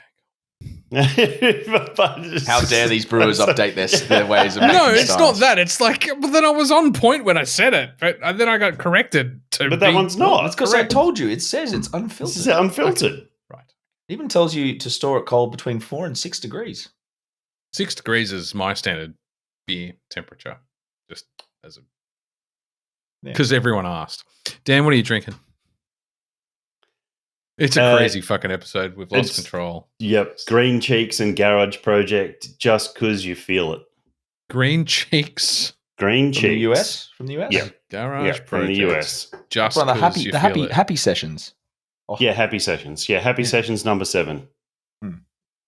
Happy Sessions. I'm not doing any more 7. numbers. You fuckers need to start naming your beers. Stop being lazy. Happy Sessions. It does, just because you feel it. They've named their beers. It's Happy Sessions number 7. It is it's a California IPA. So we're going away from West Coast because apparently we now have to nail it down to Southwest Coast. It's Southwest specific states now. California IPA. Wasn't that like a California Common? Steam ale? That's different though. California Common is a specific type of style. Pacific, not whatever. Mosaic, Strata, and I'm logging us off. Bye. Fresh hop Nelson. I'll continue. Nelson I'll take 7. the solo. It'll be fine. I can talk about what we've got on the run sheet. I can just when make I shit say up. I'm logging us off, I mean I'm closing down the recording app. Fuck you all. That's the episode. Thanks for listening. Goodbye. No, I'll do a live app. I'll just go onto the Facebook page and just log in. Start streaming. What did you think of it? Well, I was going to get there before I got interrupted.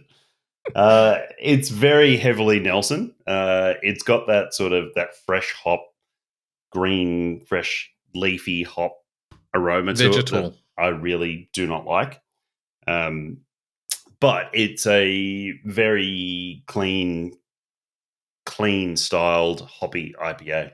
It's not as bitter as what I would expect from a California IPA. So what's Tom discovering?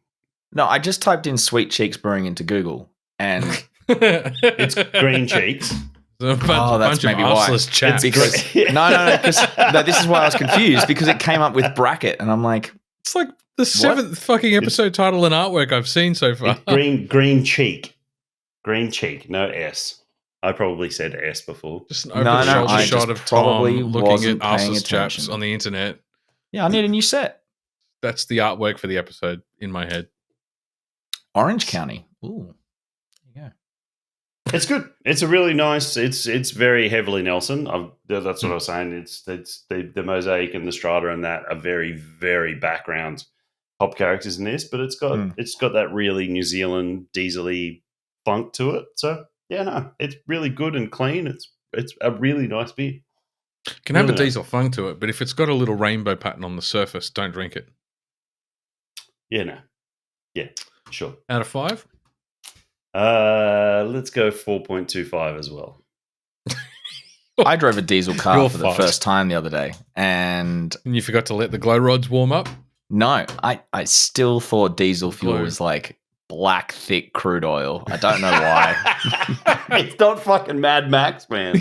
I know. But like I was like, oh yeah, that's right. It just looks like regular petrol. Yeah. You're a dumb idiot, Tom. It's actually more, isn't it more inert than petrol?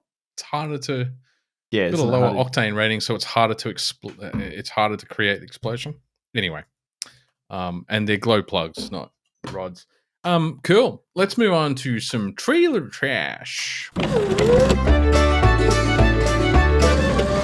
We've got some good trailers and some bad ones. Well, not bad ones, just meh, whatever, Trevor.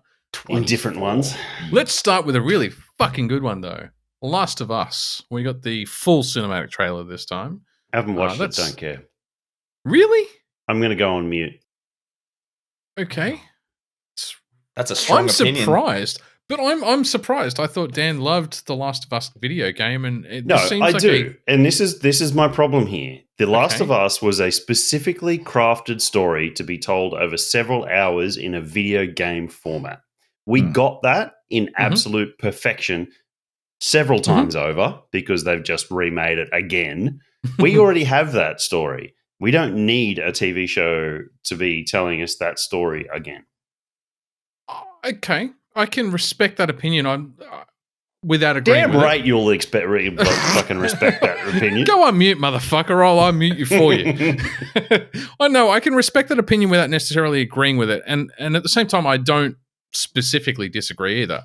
But for all of the people that don't play video games, okay, I know you don't, but I'm saying it is a truly unique and remarkable story with some fantastic. Shut up! I'm muting you, motherfucker. I have the power. It's a very specific. It's got some excellent emotional beats. I really thought my Mjolnir would come when I did that. It was a well-told story, and I think for people that haven't experienced the story the way that we did, we can be snobs. We can be video game snobs. I can gatekeeper all right. I'm going to fucking gatekeep on this one. I gatekeep on many things. Yeah, I do. Probably far too many things. Quite a lot. Many things. We're all opinionated motherfuckers. That's what makes the show. I don't mean any of it. That's the difference. Sure. You are literally the bridge keeper from Holy Grail. Answer me these questions 3. Yes, you went to the same place I did at exactly the same time there, Tom. So far the cinematic, like the full trailer, looks like they are being very true to and respectful of the original IP. And can I be the middle ground here? Please. Actually, I'm going to interject after that as well. So sure. You be the middle ground. I don't know how that TV show is ever going to live up to the white knuckle anxiety fear that you got playing that. But I think it looks fantastic.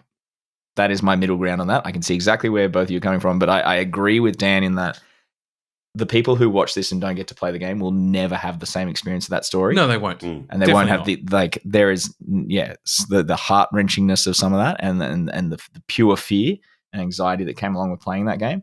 But it does look visually stunning, and I think they've done an excellent job with the casting, even if Pedro Pascal has his little patchy beard, like myself, and Joel, has a style. But yeah, Joel had that perfect salt and pepper, thick, fucking rugged beard. He would have been perfectly played by the guy who plays Rick from Walking Dead. Yeah, but obviously, casting. Yeah, very much. But he nails that look, right? Yeah. I think sorry, I don't know why Apple Watch keeps listening to this conversation. It's how they ended up with these fucking cow toe shearing videos. I think you're right. I think there is a level of emotional engagement that you can't replicate if you're not directly interacting with a controller and moving these characters around the screen. Like you feel like you've got more agency over these characters, and so there's a different level of emotional connection than just seeing it unfold on a screen. So I don't really disagree with you at all, Dan. But I at the same time, if you were going to make any video game into a truly like a true retelling or a genuine retelling, you've got to admit that whilst the game is interactive, it is more of an interactive movie than most other games are. And that's the why whole game's on rails. But that's exactly why I'm saying that it didn't need it. It didn't need it because it is on rails. It is linear. You go into these stages, and I wouldn't say it's on rails. I'd say it's linear. Well, it's not. It's not on rails. It's linear. Not on rails. You go into a specific area. What decisions can you? No. I'm challenging that. There's it's on rails. On rails is Lilac Wars. It's you can't move around the map. No. It's so from a D&D DM perspective. So I think maybe Dan and I are kind of referring to on rails. Well, that's why I'm saying context. linear is fine, but I wouldn't say on rails. I'm talking from a video game perspective. So when we say on rails, it means that any decision that you make in the video game has no bearing on the ending of the story, and that is certainly true for this game. There's only one entry point and exit point into any given map. You can not upgrade any of your weapons, and you can really struggle, and you can have no ammo, and you can fucking. Those are choices that you can make. But outside of that, the game unfolds the same for every person. Which is why I'm saying it's linear, on rails. But I wouldn't say it's on rails. On rails in a video game perspective is just like, locked into a perspective. Yeah, it's House of the Dead where you literally just swivel. That's on rails. Yeah. We're talking video games. Sure. Let's use Yeah. I don't want to get hung up on the point. Yeah. I'm right. And that's Sure, that's exactly what I mean. Those story beats are all happening at the same time. It is an interactive story. You have a lot more control over it than, say, Did Naughty Dog do it? Was it Naughty Dog do a PSP cartoon retelling of it that was literally on rails? Can't have been Naughty Dog. It was an episodic. No, that's the Walking Dead Telltale. Telltale did you're right. That's what I'm thinking of. Sorry. You're getting your clickers and your zombies mixed up. Yeah. Okay. So to take that into example, that's exactly what I'm thinking. So the Walking Dead Telltale game it followed an original character as a linear story to the main story. And I know. And people are. I wish we had enough listeners out there for people to call me on this, and we're starting to get to that point. So I hope some people call me on this one day. Like I've bitched about, if you're going to make a good Batman movie, just make Arkham Asylum. This is me now saying, if you're going to make a good Last of Us movie, don't make a remake of the game. Because it's such a rich fucking world that they built, and there's so many other stories that have never been told. That's exactly it. You're not locked into Joel and Ellie. Joel is not Batman. Joel is we've just seen a character within this expansive world where they could pick something linear and tell a fantastic story there. And I haven't played Last of Us 2, so I don't know what sort of a gap they can fill in there, but they could be jumping in schedule too. They could be jumping into a gap. I can tell there's a good 5 years, isn't there? 4 or 5 year gap. Yeah, because she's like 17 or 18 in the second game. Because she's only 12 or 13 in the first game. Yeah, something like that. Yeah, she's pre-teen to teen. I just think there could be stories about the Fireflies that there's a lot of lore around that haven't been expanded on. There could be why so much. They keep leaving their dog tags everywhere. Yep, dog tags and trees. No bodies. Like how the fuck do dog tags get on top of trees? Honestly. So there's lots of fuck you, asshole. There's lots of things, lots of stories in that world they could be telling. It's not like you're locked into a Geralt or a Batman, those sort of, or a Kratos. Like you're not locked into these. They were never locked into Geralt. They could have told other stories when they moved actors, but it's a whole other podcast episode. I actually think on that point, I think a much better series would actually be based on Tommy, Joel's brother, who as to what happened in parallel. Who only comes in halfway through The Last of Us 1, then has a major role in Last of Us 2. Okay. But yeah, like that, I think. But they could have filled that gap. That could be, and in the also, same. I love Diego Luna, so I'm excited to see him as Tommy. I think he's going to do good. Yeah. Oh, is he playing Tommy? Is he? Yeah. Oh, wow. Okay. Cool. In the same way that reeling them in one by one. In the same way that they filled in. That's the interesting point. Like, and that you've now have millions of people that know this story. They're going to go, yeah, okay, cool. I'm going to watch it because it's The Last of Us. I'm going to watch it.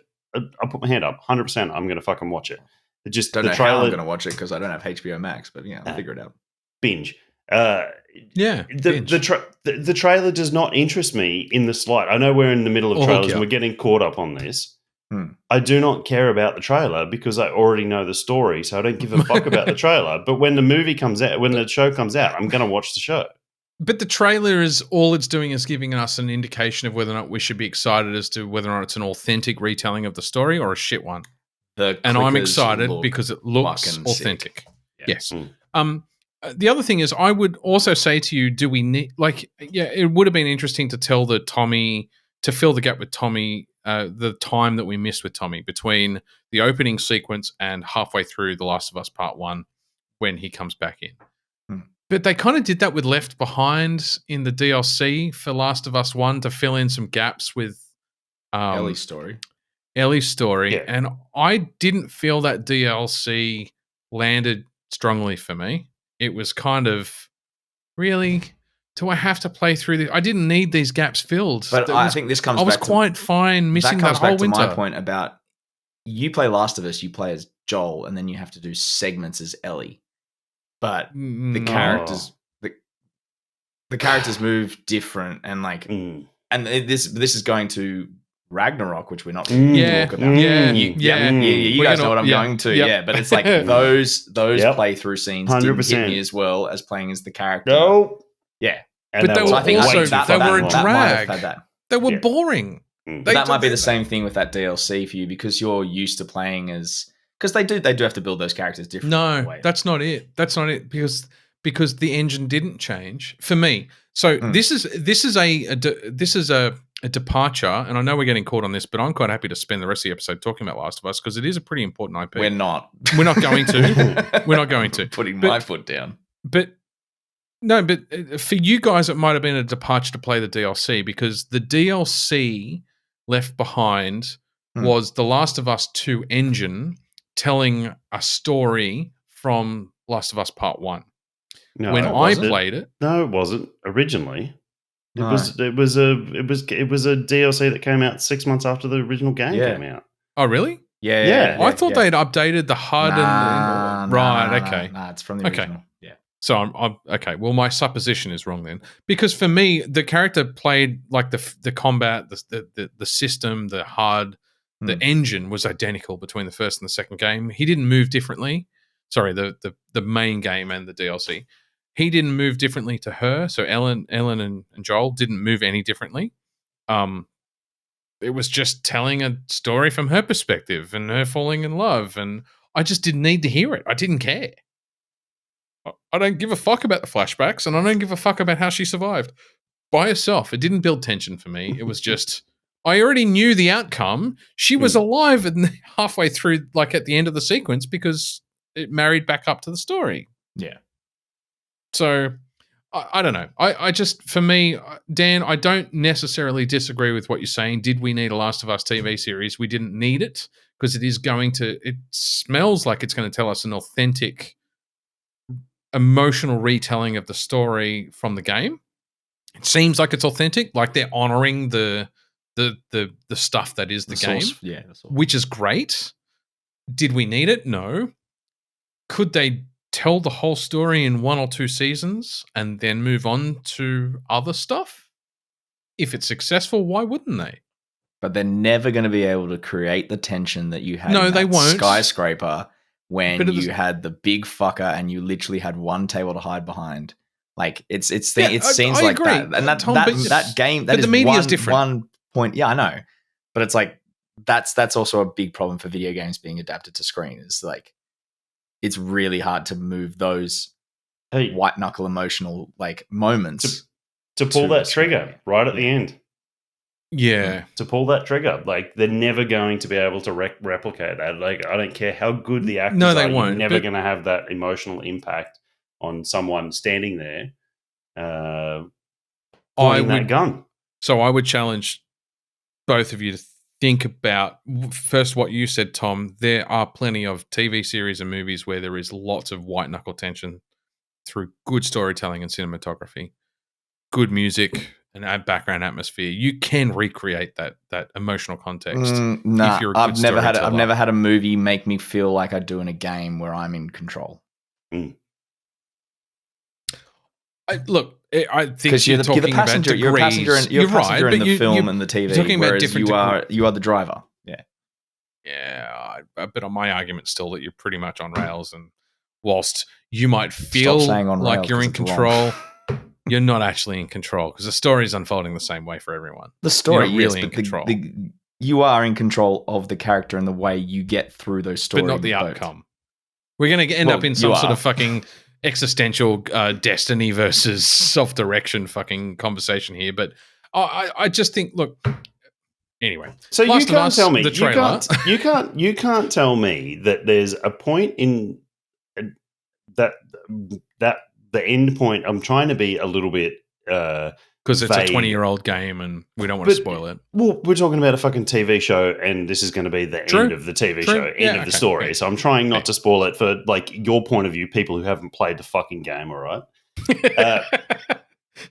So that you can't tell me there was a point in that game or other games, even though you knew what the decision that you had to make was, but you're the one that had to press the button to make that decision. You can't tell me there wasn't a point where you stood there for a minute of the decision and everything rolled in your head. You've gone, I need to do this, but I don't want to do this, and then you've reflected on. But I want to do this. 25 but I know I shouldn't hours. Do this. Yeah, exactly. Like all of that is rolling through your head, and you can walk around the room. You can continue to look at the central point of interest. Point of interest. Yeah. Thank you. The point of interest of that scene. The point of interest of that scene, and roll these things through your head. And like a clever game, and I know they've done it, and I can't pull one out of my head at the very moment. But if you take long to make these decisions, like there'll be audio cues in there from the characters to keep in the there pressure on. To keep the pressure on. And there is absolutely no way they can replicate that emotion. They can film things beautifully and brilliantly, and people have, and people will continue to do these things amazingly, but they will never get that personal involvement in the choice that is being made at that moment. No, because it's never representative of them making the choice. You're right. They're just a passenger in. Even though you cannot leave that scene without making the choice that the designer has said, this is how you it's progress a subconscious on, choice. You have to make that choice to press that button or turn the console off and walk away. And leave the game at that point and never return to it. Yeah, you're right. You're right. Look, I just to close off the topic, because my bad and it's my fault, and I'm happy about it. It's a happy accident. The trailer looks authentic and like it's going to honor the original IP, and I'm happy about that. Since we're stuck with the Last of Us TV series, for better or worse, at least they seem to be doing a decent job of sticking to the script. Just don't do a Walking Dead. Don't drag it out. Witcher. 11. Well, don't drag it out 11 seasons and don't do anything. And don't do a Witcher and go down your own path and then actually don't make it good. Well, hang on. With The Walking Dead, just on that, didn't they follow the graphic novel pretty closely? No, they made through. They made some big deviations. I've heard. I want to go back and buy the graphic novel. I've bought the Spawn omnibus and I've got to get through that. I'm only about halfway through the Spawn. I think it's issues 1 to 50. I think there's 2 more, and then I'm going to start with The Walking Dead. But you never find The Walking Dead book 1, and even if you do, it's like $350, which is crazy for a graphic novel. Anyway, Indy 5, Penis of Destiny. Terrible. Man, he looks old. Terrible. terrible. There's I'm some pretty horrible sure in green this screen shit film, in there too. Indiana it's Jones horrible. is going to be discovering himself in the tomb. That's what it is. I am the artifact. Yeah. I belong in a museum. I just You named the dog Indy. We did name the dog Indy. you did. Oh, God. But also, yeah, like That is why we named That's the a dog long Indy. setup for that joke. That is why we named the dog Indy. My son isn't stupid enough to send the Holy Grail diary around the world to just bring it back. Tell me you didn't bring it, Junior. Junior? Look, I'm glad. This is going to be the weirdest thing I think I've said in a while. I'm glad they're fighting Nazis again. Like, Those Russians didn't do it for you. Nah. Fuck the Cold War. That We had to wait, interesting. and we had to wait 40 years for an Indiana movie to de-age Indy to look like the first movie again. Like, Oh, they de-aged him somewhere, have they? badly. Oh, I badly. didn't see that. I must have It's mentally switched off by that point. Oh, it's better than the de-aging of Jack the Moose in Aquaman, but it's not much better. Yeah, At least it definitely reminds me of the It looked de-aging better they than did Nicole for Kidman, where they didn't have to de-age her. the de-aging they did for Patrick Stewart and Ian McKellen in X-Men 3, and that was how many years ago? Like polished and shining. Yeah. Yeah, it's always so perfectly Like shined. one-toned, yeah. Yeah. It's just, I Fucking mean, podcast cat's gonna knock you something over. thought they would have learnt the lesson with Crystal Skull and just been You like, fucking would have. But they don't. But Even that's the the thing, name's not good. Dial of even Destiny. Dial of Destiny. It sounds like What a pizza fucking ad. Oh, it's I just thought it was like he had like a little, goddamn. like a What's on little the oven. box with the dots? Dial of Destiny. Oh It's- God! How badly do you think they're going to reference the original trilogy? Oh, badly. Yeah, badly. It's Yeah. it's. You I mean, they watched- did in the fucking trailer. They were talking about he not believing in magic, but I've seen shit. I was waiting for the fucking flashbacks for art. It's real for of the it. art. The Force, everything. That's what I took Yeah. from that one. I kept waiting for the Dial of Destiny logo to come up, and then just him on an old rotary phone, just dialing a number. That's what I was With some See, old I was actually- wrinkly fingers. Yeah, I was actually like- thinking it's going to be more. It's going to have to do with. He's going to go back into the sunroom from Raiders. Oh, Raiders. Yeah. And that's where the sundial I'm is going getting to be. some Tomb Raider fucking Oh, visions fuck, here. man. Don't say that, Tom, because that might be what they do. Fuck. It was like those really horrible Why green does it always have screen to be snakes? riding a horse through the street. It's just like, come on, dude, you've got the fucking volume these days. Just use the volume. If these heaven Yeah, forbid, because if it's these same shots company aren't, too. Like they Yeah. have the volume. they have the volume.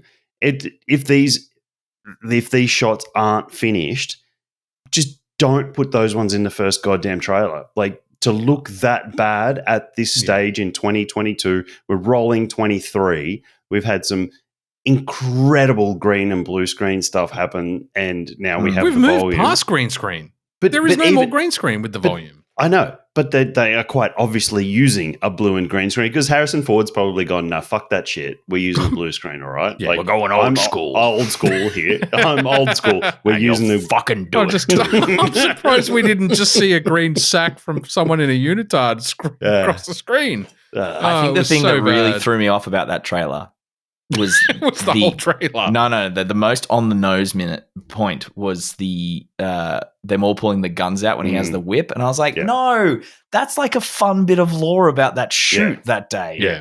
Don't because turn he that was into a hungover as bit. fuit, wasn't he, or something? Food poisoning or something. Yeah, Oh, it was it was something. So he couldn't want to be do there. the big fight, so Yeah. he shot it. And it's like, don't ruin that legacy. Mm. Don't don't shit on yourself. It's like the that. fucking Addams Family. We don't need a fucking reference figured to that all out. It's that the shit. Newton's It's like So I'm taking bets on whether or not they try and recreate some of the best parts from the older movies, or the gags. So like just to cheapen shit up. So there's got to be one of those fireplaces where they keep accidentally triggering the button, so they go around in circles from The Last Crusade, because and it's slapstick comedy sells. Phoebe. In Is it 2022, Phoebe Waller? Whatever her name is. Phoebe I Waller don't Bridges. know. Yeah. No. Is that her? Is I think she so. the daughter relative, whoever this is in this one? It's Where not they her? made the joke about their relationship. She's my daughter-in-law. She's nothing. Or Yeah, something can like that. somebody frantically Google that and find out who the Phoebe, Are they really going to get Deanova? sacrilegious and like dig up Sean Connery's like corpse to put him back in that and de-age it? Like, fuck, just move on to a new generation. I was very happy to see Sala, and I do hope he is in it. Like, he is going to save it if they're together through most of the movie. When you say Sala, are you talking about the actor that played John Sala? Rhys Davies. Yeah, John Rhys Davies. Gimli. Yes. I'll have no pointy ear outscoring me. If Short Round's in it, then it just tops it off even more. Indiana Jones. It's the All-Stars tour. And the Turd of Destiny. Hang on. And the fucking Pick of Destiny is going to be a better movie. The Pick of Destiny. Phoebe Waller-Bridge. It was a Phoebe Waller-Bridge, yeah. Yes. Okay. Yeah. She's in Fleabag, is the TV series. And Solo. Yeah. As L3. She's L337. Yeah. And she's pretty funny. She is pretty funny, yeah. She wrote No Time to Die, and she produced Killing Eve. Yeah. Apparently she's credited as the writer for No Time to Die. Well, holy fuck bags, Batman. Or she might have played a writer in the movie, which would be amusing for me. She might just be credited as a writer. She was just some girl on a fucking typewriter in the background, and now she's Excuse me. Yeah. Anyway, moving on to another trailer. Oh, okay. We're moving on. That's 7-hour movie. We're done. We're done there, are we? Yeah. Let's. Yeah. I mean, if you've got more to say, Dan. No, let's close that tomb, please. I have much more to say on Indiana Jones because it did shape an entire part of my life and most of the reason. Your university years. Exactly. Yeah, so my choice let's is not to base go it on one study trailer. Let's wait until the movie comes out and then Dan can tear it to shreds. It's not capable of going back in time and defiling your childhood, Dan. It's just it is. It's ruining some of your nostalgic memories. That's all. Guardians of the Galaxy 3. I'm not excited for this movie. You haven't watched it, don't care. I'm okay. I'm not that irreverent about it, but I've said it before. Guardians was one of my favorite comic books. Like you have said that before. Yeah, I loved reading that Misfit Band of Outlaws. And look, they've. I don't have that emotional connection, but so I'm kind of just judging the movie from the trailer, not my childhood. And the movie doesn't look great, Tom. It's a 2-minute trailer, Pete. For someone who was just going on about how good the fucking Last of Us looked for a 2-minute trailer, that is a fucking. We got 40 minutes of 180. content out of that motherfucker. Yeah, they're quite clearly wrapping up the whole. Yeah, story. They definitely are. They are putting a book note in it. Yeah, feels like Ratchet's going to die. Is Clank going to go with him? Yes, I'm glad you got the reference. You knew exactly what I was talking about. It feels like he's going to die. The tone of the trailer makes it seem like there's an existential threat to one of the major characters, and I'm pretty sure it's him. No, I think a bunch of them will die, actually. I don't think it's just one. I think a bunch of them will go. Rocket's died in the comic books a bunch of times or been taken out. And, I'm going to put my 2 cents worth in here. This is going to be my only 2 cents for the rest of this. I don't think they've got the balls to do it. Ooh. Yeah, you've made that comment. I think down the gauntlet. It's not just you. I think all three of us at various times have made that comment about various IPs that, you know what? If they just sacked up, we'd respect the movie. Yeah, but it's far comic more. book deaths. They never matter. There's only like 5 that actually matter. Like or Tony stay Stark? dead. Iron Man? Yeah, fuck. I'm talking about comic books in general. Yeah. No, but I'm talking about the In the MCU. movie universe, yeah. MCU. I don't. Also, they haven't had a chance to bring Tony Stark back yet, but you never know. Yeah, you They're never worried. know. But I don't think they will. If the Phase 4 keeps going the way they do, I think they might have. Have you seen some of the critique on? Yeah, I have. Like it might be they might be trying to resurrect the fucking MCU at this point. But I really don't think that they have the balls to kill one if like multiples or one. I really don't. I think they will write them out as, okay, I'm done now. Like I've found my. But now we're going to do 4 off. prequel movies and 3 TV spots. Yeah. They don't have the balls to do it, and they won't. I think they have to. James Gunn said a long time ago that he was only ever going to write a trilogy, and his intent from the very beginning, and I'm pretty sure it was just after the first movie, he said the characters in the third movie will be different from those in the first and second, and he intended to shake up the crew pretty drastically after that. So I don't think we'll get a Guardians 4. I think we'll get some of the Guardians in ongoing MCU movies, but I don't think we'll ever get a Guardians 4. So you're right, Tom. I agree with you, Tom. I think this is the closing of the trilogy, and I don't think it definitely is. Yeah, I don't think we'll ever see the Guardians of the Galaxy in the same context again after that. No, if anything, leading up to what they've shown so far, I would assume that they would form a new team because they already showed the original. Well, no, the original ones. Also, Hemsworth said he's out of acting after his Alzheimer's thing, which is pretty shocking. Hardcore. Yeah. Also saying he won't work with a mad genius director again, and quite clearly calling Taika Waititi on how bad Love and Thunder was. Yeah, he's not the only one. Yeah. But yeah, because they showed the Sly Stallone Guardians in the end of 2, because that's the original Guardians team. Yeah, is that they'd either throw back to that or something. But yeah, I definitely think that this is definitely a closing chapter. I mean, from an aesthetic point of view, I'm happy we finally got the little star shield uniforms that I've been waiting for, because that's the comic I grew up on. I don't think it's the last we'll see of Adam Warlock, though. No, it's just weird that they brought him in now, because he's a major player in the Infinity Saga. He literally has the Soul Stone in his head. Like, and I'm sure that'll play into the whole Gamora story of her coming back. But yeah, we'll see. I think, look, I'm more than keen for the fucking banging soundtrack that's probably going to come with it, because I love dad rock, and that's what James Gunn apparently loves. Well, as long as his soundtrack for the third movie is as good as the first, because the second was a bit of a turd. Oh, I don't know. There's some good tracks in number 2, but listening to the soundtrack the way that I have for like, and I'm sure you have too, Tom. Right? Yeah. You're the soundtrack bitch, but Guardians 1 soundtrack, every track is a fucking banger. Well, he went a bit country. He went a bit country in 2. Yeah, he went a bit country. That was the thing. Certainly at least 4 letters out of what you just said, as I agree with. Oh dear. Oh dear. I connected with maybe 2 songs in that soundtrack. I mean, my favorite scene is still the arrow scene in 2. That paired with the music from the mariachi band is fucking chef's kiss. Yeah. I'm only connecting, and I know this reflects on me and only me, right? That Merv is what's his name from Guardians? Merv from Walking Dead. Is it Merv? Yondu. Is Yondu, yes. And Michonne is the lead from Black Panther. Yeah.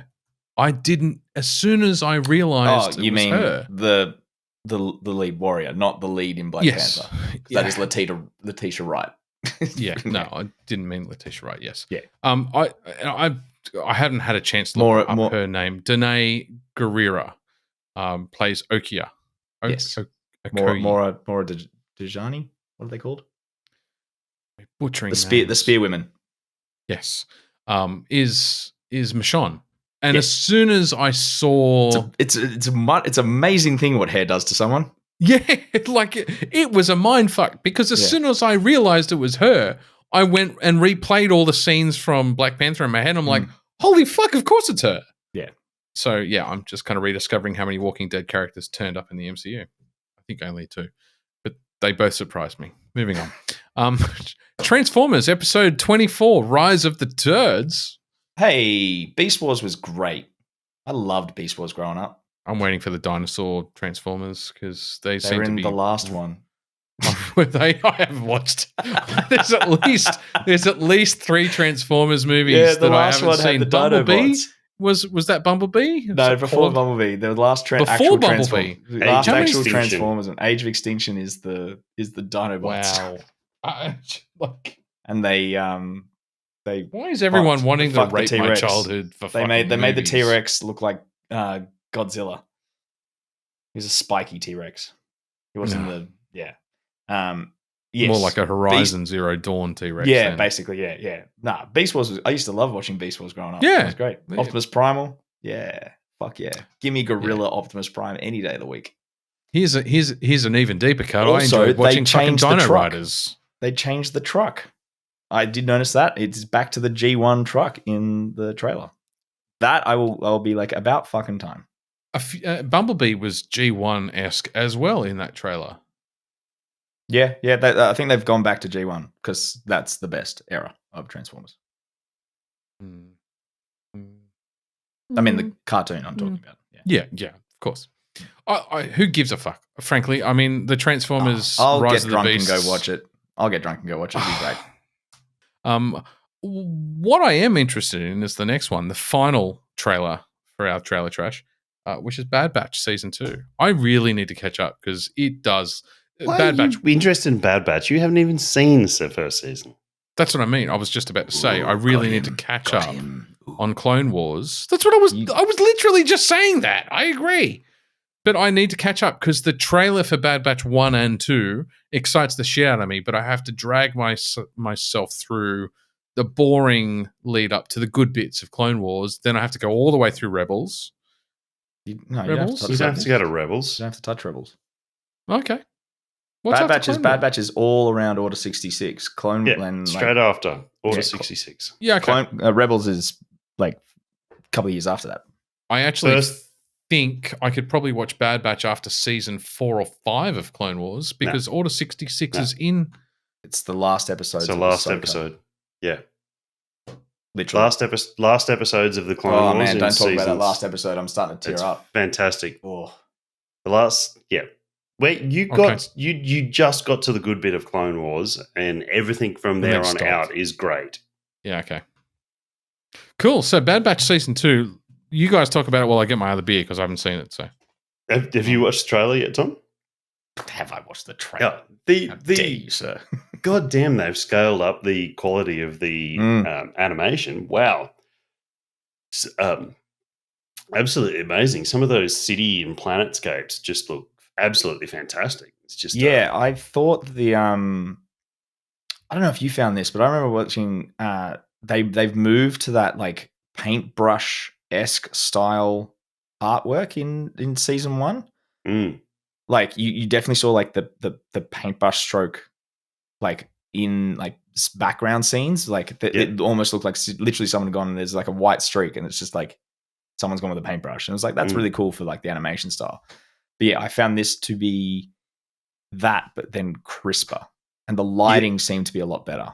The lighting was quite different. I completely agree. Yeah, there was a lot of contrast, but a lot of depth to a lot of the shots, more so than what I felt there was in season 1. And I only rewatched season 1 only a month or two ago.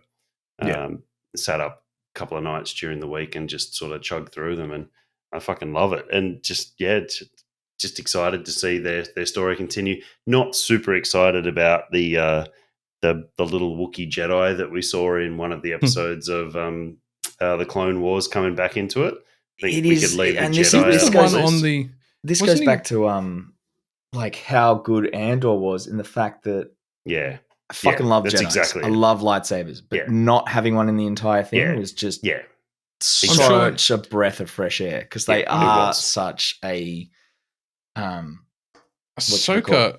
I'm sure Ahsoka rescued all of those. She did, because those kids on the ship, and they were building their first ever lightsaber. Yeah, so they were going to Io. Yes, is that the name of the planet? It's the one. It's the frost planet, the frozen planet. You go to in the one. Yeah. You go to Jedi Fallen Order. Yeah, that one. And then it becomes fucking all over the place. Then it becomes Starkiller in Starkiller Base. Yeah. Unfortunately, they destroyed that fucking piece of lore, didn't they? Anyway, and I just don't think it was necessary. And I'm looking. I've got the trailer page open, just the Google search open, and you've got Hunter on the main one. And then the next two little icons underneath are the Wookiee holding the green lightsaber. it just, to me, that really takes away. I mean, that's not the Bad Batch. Like, that's just selling this series by just artificially chucking a Jedi in there for probably only in there for one story. But that is Disney getting the kids on board. Yeah. And using the Wookiee there as well. You're 100% pulling the kids on board there as well. And a Chewbacca looking Wookiee as well. It's not just not a Tarful, that's for sure. Yeah, exactly. So I'm really disappointed they've gone that route. I have 100% faith in Dave Filoni in what he's going to pull out with this, and just listening to the banter that goes on in this trailer between the Bad Batch themselves, it's great. By the way, do you realize that David? Sorry, no, go. No. That was a complete interruption. I apologize. That was quite rude. Carry on. Well, now you've thrown it off, so you might as well go. Yeah, continue. David Tennant won an Emmy for his performance in those 2 episodes of Clone Wars. Who was he in Clone Wars? He was the robot that was teaching the kids how to make a lightsaber. Oh, for fuck's sake. He won an Emmy for it. That is mental. I mean, I love David Tennant, but that's mental. That is an mental. Award show. They're all rigged. Side character to side characters. It was a micro side character. Yeah, he was a side character to side characters. He was the jam on the radar in fucking Spaceballs. Seriously? Exactly. Not an Emmy winner. Yeah, back to the proper topic. I am also now more excited seeing more of the new armor as well. Yeah, I saw Hunter's new chest plate with his scarf over the top. Yep. They're definitely going mercenary Mandalorian. I don't think. But I'm also saying, I'm just looking at an image now, which is on Collider, the Collider article about season 2, and they're almost getting 2 colors because Wrecker's got yellow, Hunter's got green, and then the red scarf. Echo's still going orange. It's like someone played Commandos, didn't they? Yeah, here we go. Delta Squad. It's cool to see Cody come back too. Commander Cody was in the trailer. Cody was in there, was he? Yeah, he's the one talking to the sniper. What was his name? Sniper. Crosshair. Crosshair. Yeah, so that's Cody talking to him. Okay. Yeah, and we see Rex Colin Farrell further on. And then Ben Affleck runs in and throws his red buttons. Fucking hell. I'm glad you rolled with that, Tom, because Dan looked confused there. Yeah. I'm like, okay, I get it. Bullseye, I get it. Crosshair, Bullseye, I get it, Pete. Could have gone for the DC. I will say, I do always love the fact that the Bad Batch was literally probably born from Filoni going, I want to tell more of a commando story. But also I have a real hard-on for 80s stereotype action characters. Yeah, it was a Rambo retelling almost. It's the original. And sorry, that's what I just love. Yeah. It's Rambo and Arnie. Wrecker's Arnie. Rambo and Hunter's fucking Rambo. Yeah. 100%. Yes, but from the little I've seen from the trailers, admittedly, because I haven't. Well, I've met the Bad Batch, right? Because they are introduced in Clone Wars, so yes, in person. I've shaken. It's just one guy does all the voices. Fuck you, Dan. How many beers have you had? You're a bit spicy tonight. No.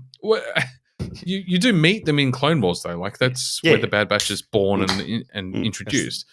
That's where they remind me of all of the characters from the original Predator.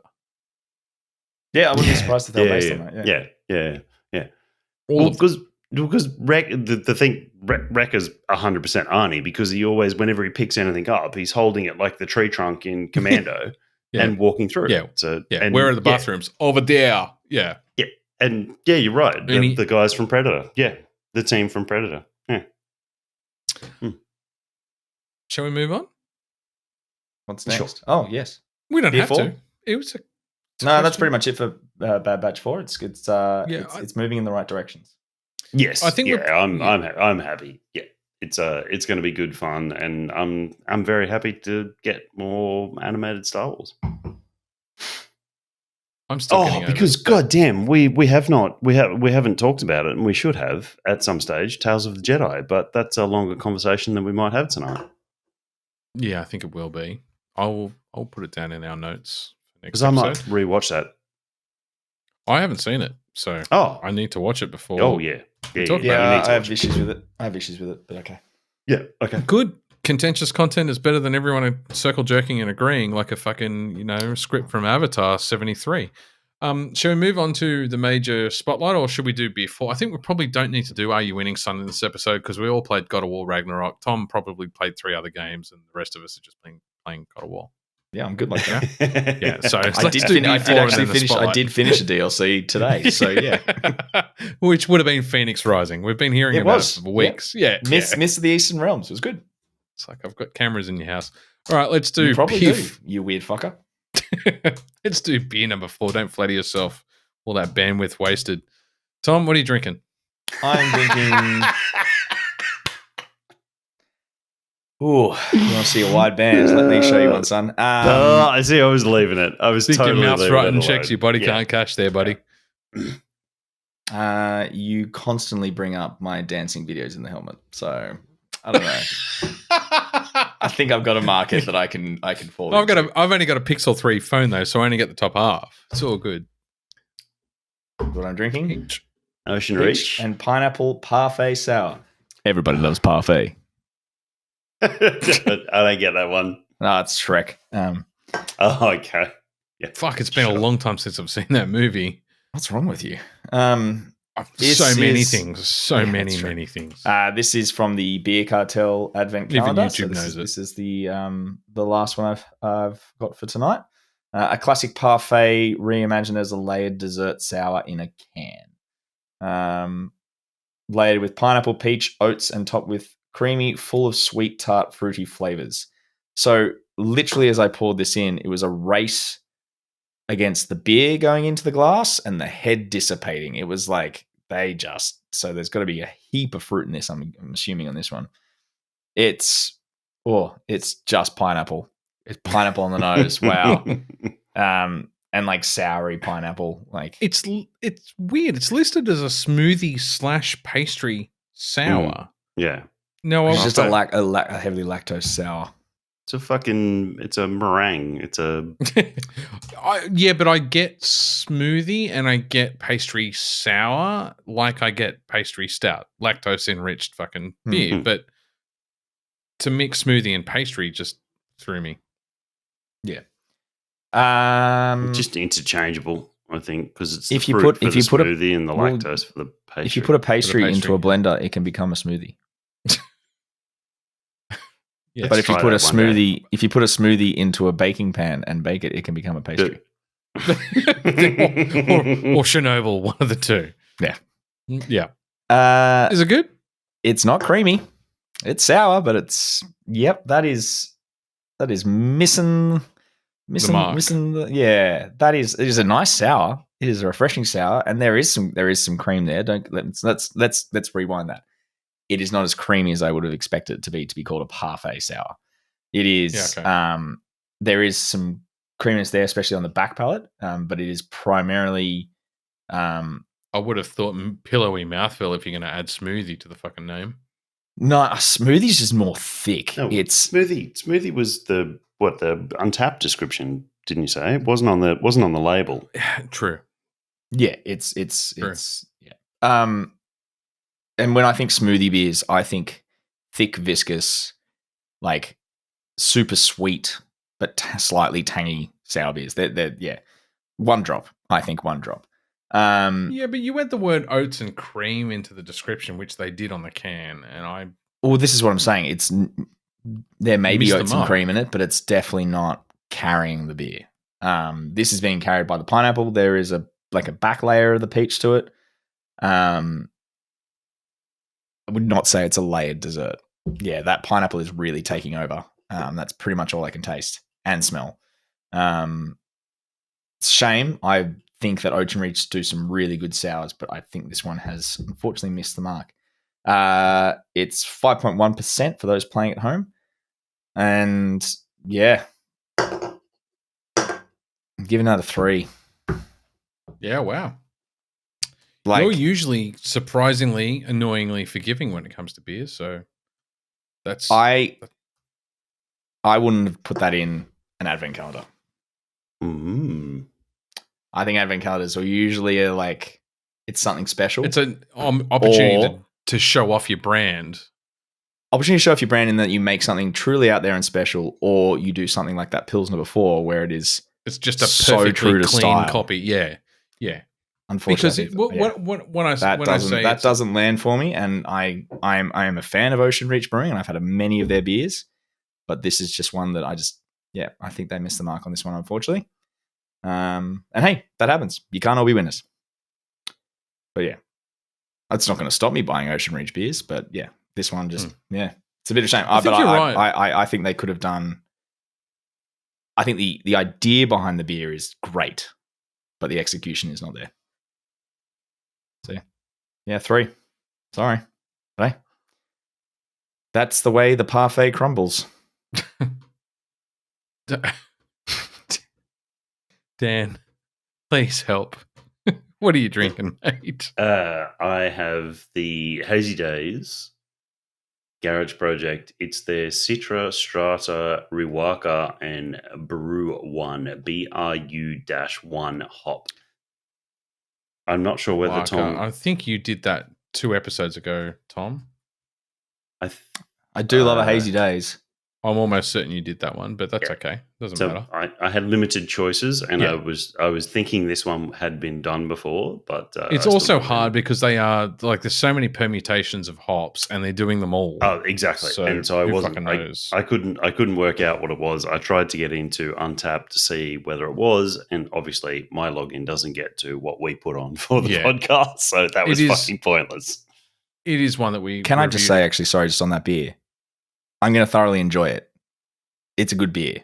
I want to make that clear. It is. It's a 3 out of 5. But it's not what it says on the can. It's a good beer, but it's not what it says on the can. I just want to make that clear for listeners that it's don't think that they're not making good beer. Yeah. It's a 3 out of 5. It's not a shit beer, or else it'd be below the midline, right? So it's not like I'm not going to sink pour it. Is basically what I was saying. I'm going to happily enjoy that beer. I just want to make that clear because I thought I was going a bit harsh at the end. So as you were, as I was. It's a pale ale hazy days. It's a 5.8%. It's a good, clean, hoppy, hazy pale ale. I grabbed this one because it was only 5.8%, and it's it's a super enjoyable. All those hops combine really well to create a real tropical. Mostly tropical character, juicy. Excuse me. Juicy with a bit of a resiny background from the mosaic, but they're all nice, and it's a thoroughly enjoyable hazy pale ale. Cool. Out of 5. Oh, sorry. Scores. God, really dying on this hill. Why don't you abandon the hill? Because no one else gives a fuck. No, I'm not abandoning the hill.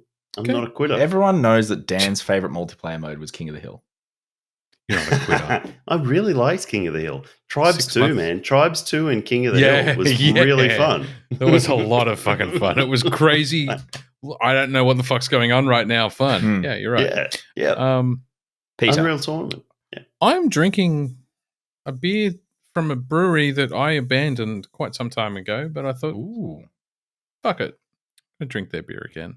This is Pirate Life Barrel-Aged Cherry Noir, which is the can doesn't really have anything on it other than an interesting artwork, which is nothing wrong with that. It's just holding it up to the screen doesn't really identify the can. It's a 10% Artist Series number 12. There's really fuck all on this can, to be frank. Pale wheat, Simcoe Pearl, cherry juice. I saw cherry and barrel aged, and I had to say, fuck it. Pirate Life, I'll drink your beer for a rare change. I don't know why I got upset with Pirate Life for selling. Maybe it's because it was one of the first independent craft breweries that I connected with that sold to one of the big boys. It was kind of as I was coming into like wrapping my head around craft beer in Australia, because I came to the party pretty fucking late compared to you two, certainly. And they were one of the first major craft breweries to sell to one of the big players. I think they Pirate didn't Life do anything wrong. No, and I think that's the thing. I think Pirate Life get a bit of a bad rap for being the way one of the first. Well, wait a minute. For what one of the things that they did was they made a huge deal. Like they were one of the big independent breweries originally to make a huge impact on social media, because they made this big deal about the guys that were starting Pirate Life and their journey from, pretty sure it was WA to South Australia. And they made this big thing. This is our journey. We're doing this. We're moving. Here's our road trip, and we're putting this all out there to the world on social media. And this is the way we're going. And there was something about, sorry, I'm butchering this story, but there was something about one of the owners' dads had a media background or some understanding of marketing or something like that. And it would have been like a PR background, I would have assumed. And this is how you do it. And they fucking nailed it. Like they made such an impact in the market before they even had a brewery. Like this story about these guys traveling from WA to South Australia to set up this brewery to make these beers. And then they hit the market. They had good marketing. They had good branding. They had good beers. Hold on. Let me finish my story. I'm going to lose my train of thought. Okay. And then they continued on. They built a brand. They went national. They did all these things. And then they sold to one of the majors. And then because they were one of the early ones, they got a huge amount of backlash from there because their beers were very good. And I still think some of their beers are very good to great. Some of them have suffered. So, definitely some of them suffered. I'm not saying some of them haven't, but they do get a bad rap for I think the core range went down the toilet, frankly. Sure. But they do get a bad rap for having crafted a brand from the very beginning. And because we hadn't seen this sort of thing done before, people were very invested and bought in from the very beginning, because they were very like, oh yeah, well, I mean, these guys are doing this and creating this thing and blah, blah, blah, blah, blah. And then all of a sudden, 3 years later, they sell out to a major brewery and they walk away with millions in their hands. These guys still ran that brewery and that brand for a very long time after that. They stayed on and continued to grow that brand. And they did say that they would, and they delivered on that promise when they sold. That's exactly it. And the other thing, I don't know how many involvement they have from today now, but yeah. But the thing that you reminded me of when you were telling that that backstory was, they also very publicly made it about they were an independent craft brewery that had to fight to survive in an industry owned by 2 big corporations. And they made it into a David versus Goliath story as part of their PR campaign and then sold out. And I think that was where the sting really was, is that they had actually crafted their brand on the back of being the little guy. They painted themselves as an underdog. It's literally in their name. Yes. But they built their label on the back of being the underdog in an industry controlled by 2 giants, and then sold out to one of those 2 giants. That stings a lot more than just being another player like a Stone and Wood or a. I would never say that Stone and Wood is just another player. That's a bit harsh. It's not what I meant in context, either, Tom. Having Four Pines did exactly the same thing. Four Pines traded on the fact that they were small and independent and fighting for their right to exist. And then, if you read any new craft brewery description, any new brewery that pops up these days, it's 3 mates were sitting in the backyard and had the great idea that they could story make for our beer podcast. Yeah. Like we just stuck a mic in front of us as opposed to a kettle. I see exactly where you're both coming from. I actually think the one that really hurt me more, well, didn't hurt me personally. The one that I think was harsher done by is, I still think Feral.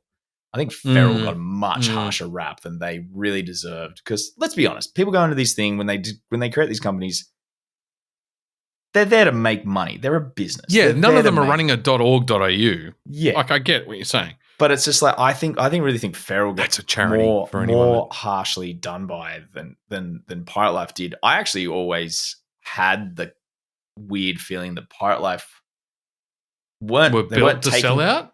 Not that they were built to sell out, but they weren't as authentic as they said they would. There was always something in the back of my head. That's kind of what Dan's story alludes to, right? It was a PR definitely. marketing campaign as opposed to genuinely. And I guess that goes on that thing that I wasn't, when Pirate Life sold out, I was like, by the way, the beer's great, fellas, in case anyone wanted to know. It was like, oh, it's another day ending in Y. And also, I just looked it up because I wasn't sure how far apart they were. Feral sold in October of 2017. Pirate Life sold in November of 2017. Like, they are just above. Yeah. Feral got ripped to fucking shreds. And probably shielded Pirate to an extent as well. Yeah. I really felt bad for Feral because I really thought like Hop Hog, the Feral Hop Hog was my go-to beer for so long.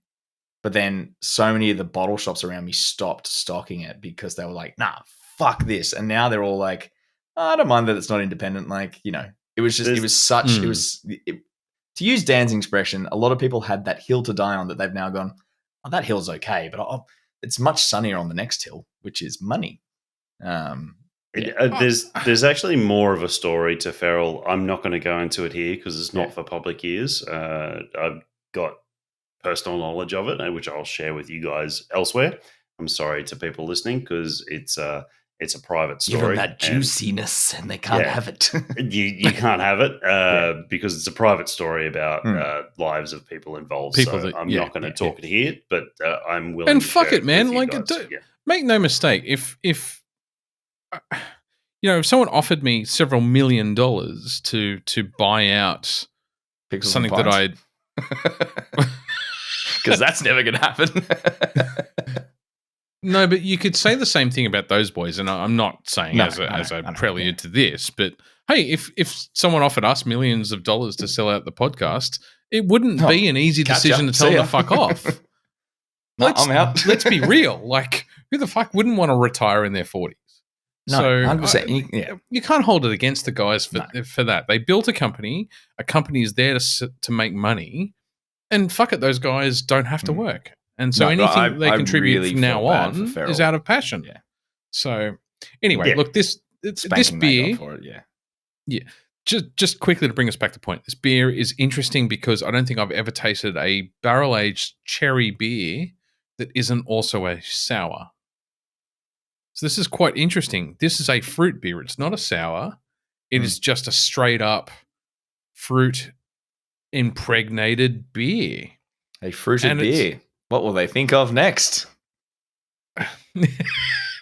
But it wasn't Pirate Life that invented it. Because CUB invented it, not a say. So it's interesting because it's different. It's I would have much preferred a cherry sour to get the barrel aged complexity in a sour with a Brettanomyces base or a kettle soured base would have been a much better use of the beer. It's not bad. It's just it's quite thin. It's not what you expect out of a cherry. Like if someone said, "I'm giving you a barrel aged cherry beer," you would expect some sour complexity, and you don't get that out of this because that's not what it is. Well, yeah, you think of all the classic barrel aged lambics that you get that are cherry based, and they've got a bit of something to them. There's I've said time and time again.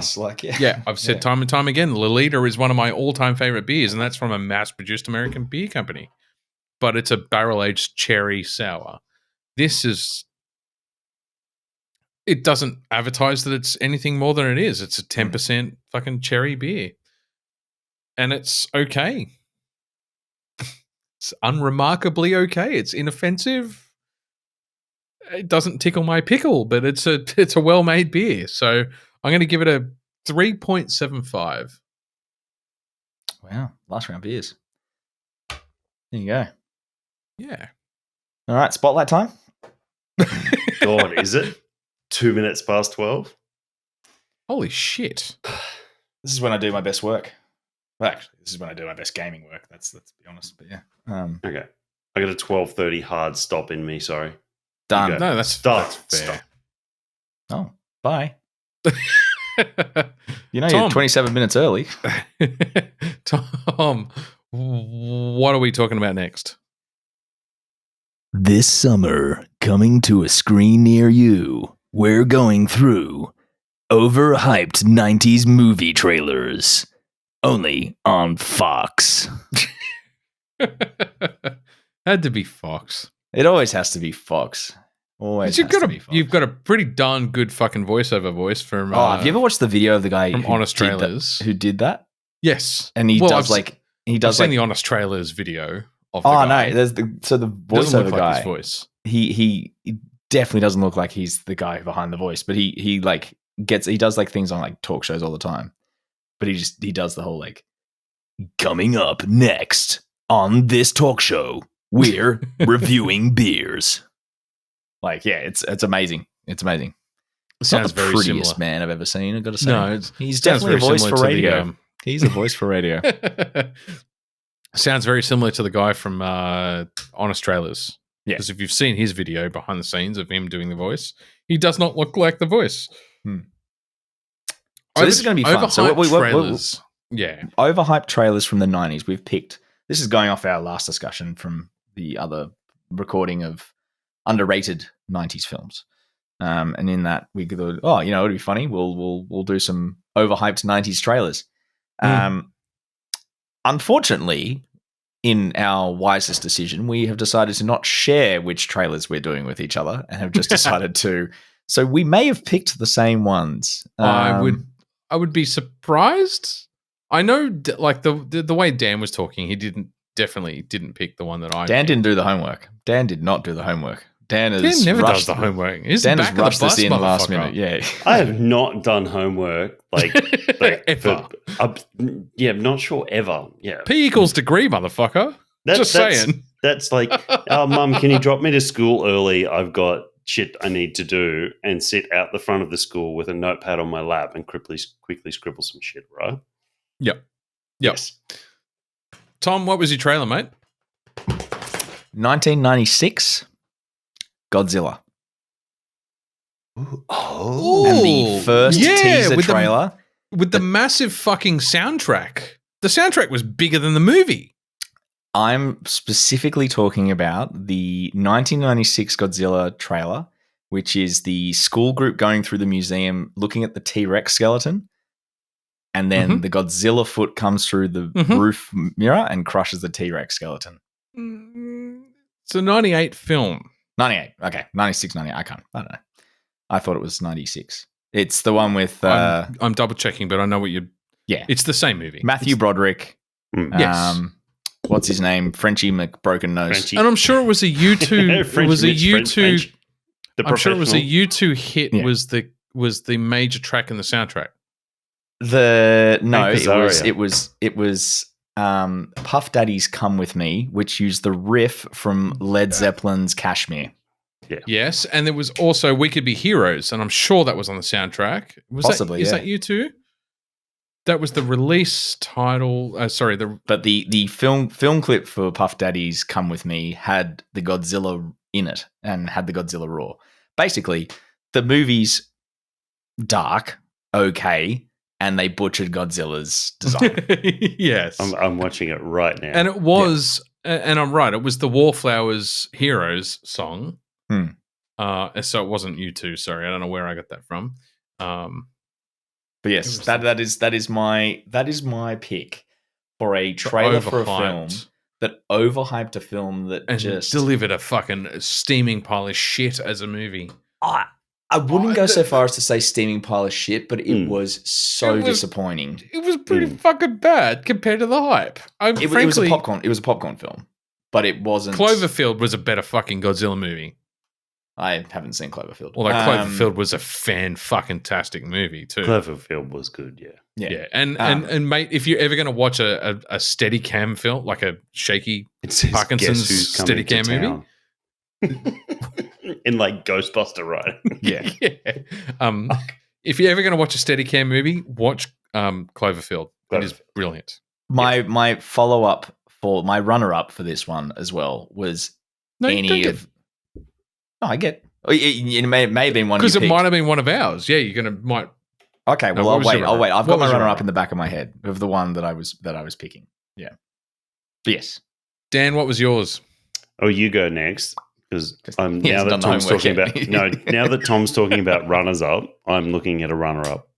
Okay, mine is ironic because you mentioned Sigourney Weaver earlier, Dan. Yeah. Alien Resurrection Yep. was a fucking turd of a movie, but the trailer got me super excited. That holy shit, we saw the end of the aliens in Aliens 3 and we closed the chapter on the trilogy and now they're resurrecting it and fuck, it looks like there's some weird shit going on. They've cloned her, it's not really her. Holy shit, it's got the chick from Reality Bites in it before she stole all the clothes and turned into a klepto. Like, it was exciting. The trailer was great. Winona Ryder? Yes. You were not right. I'm Yeah. glad you got that reference, Tom. It's not that Stranger deep a cut.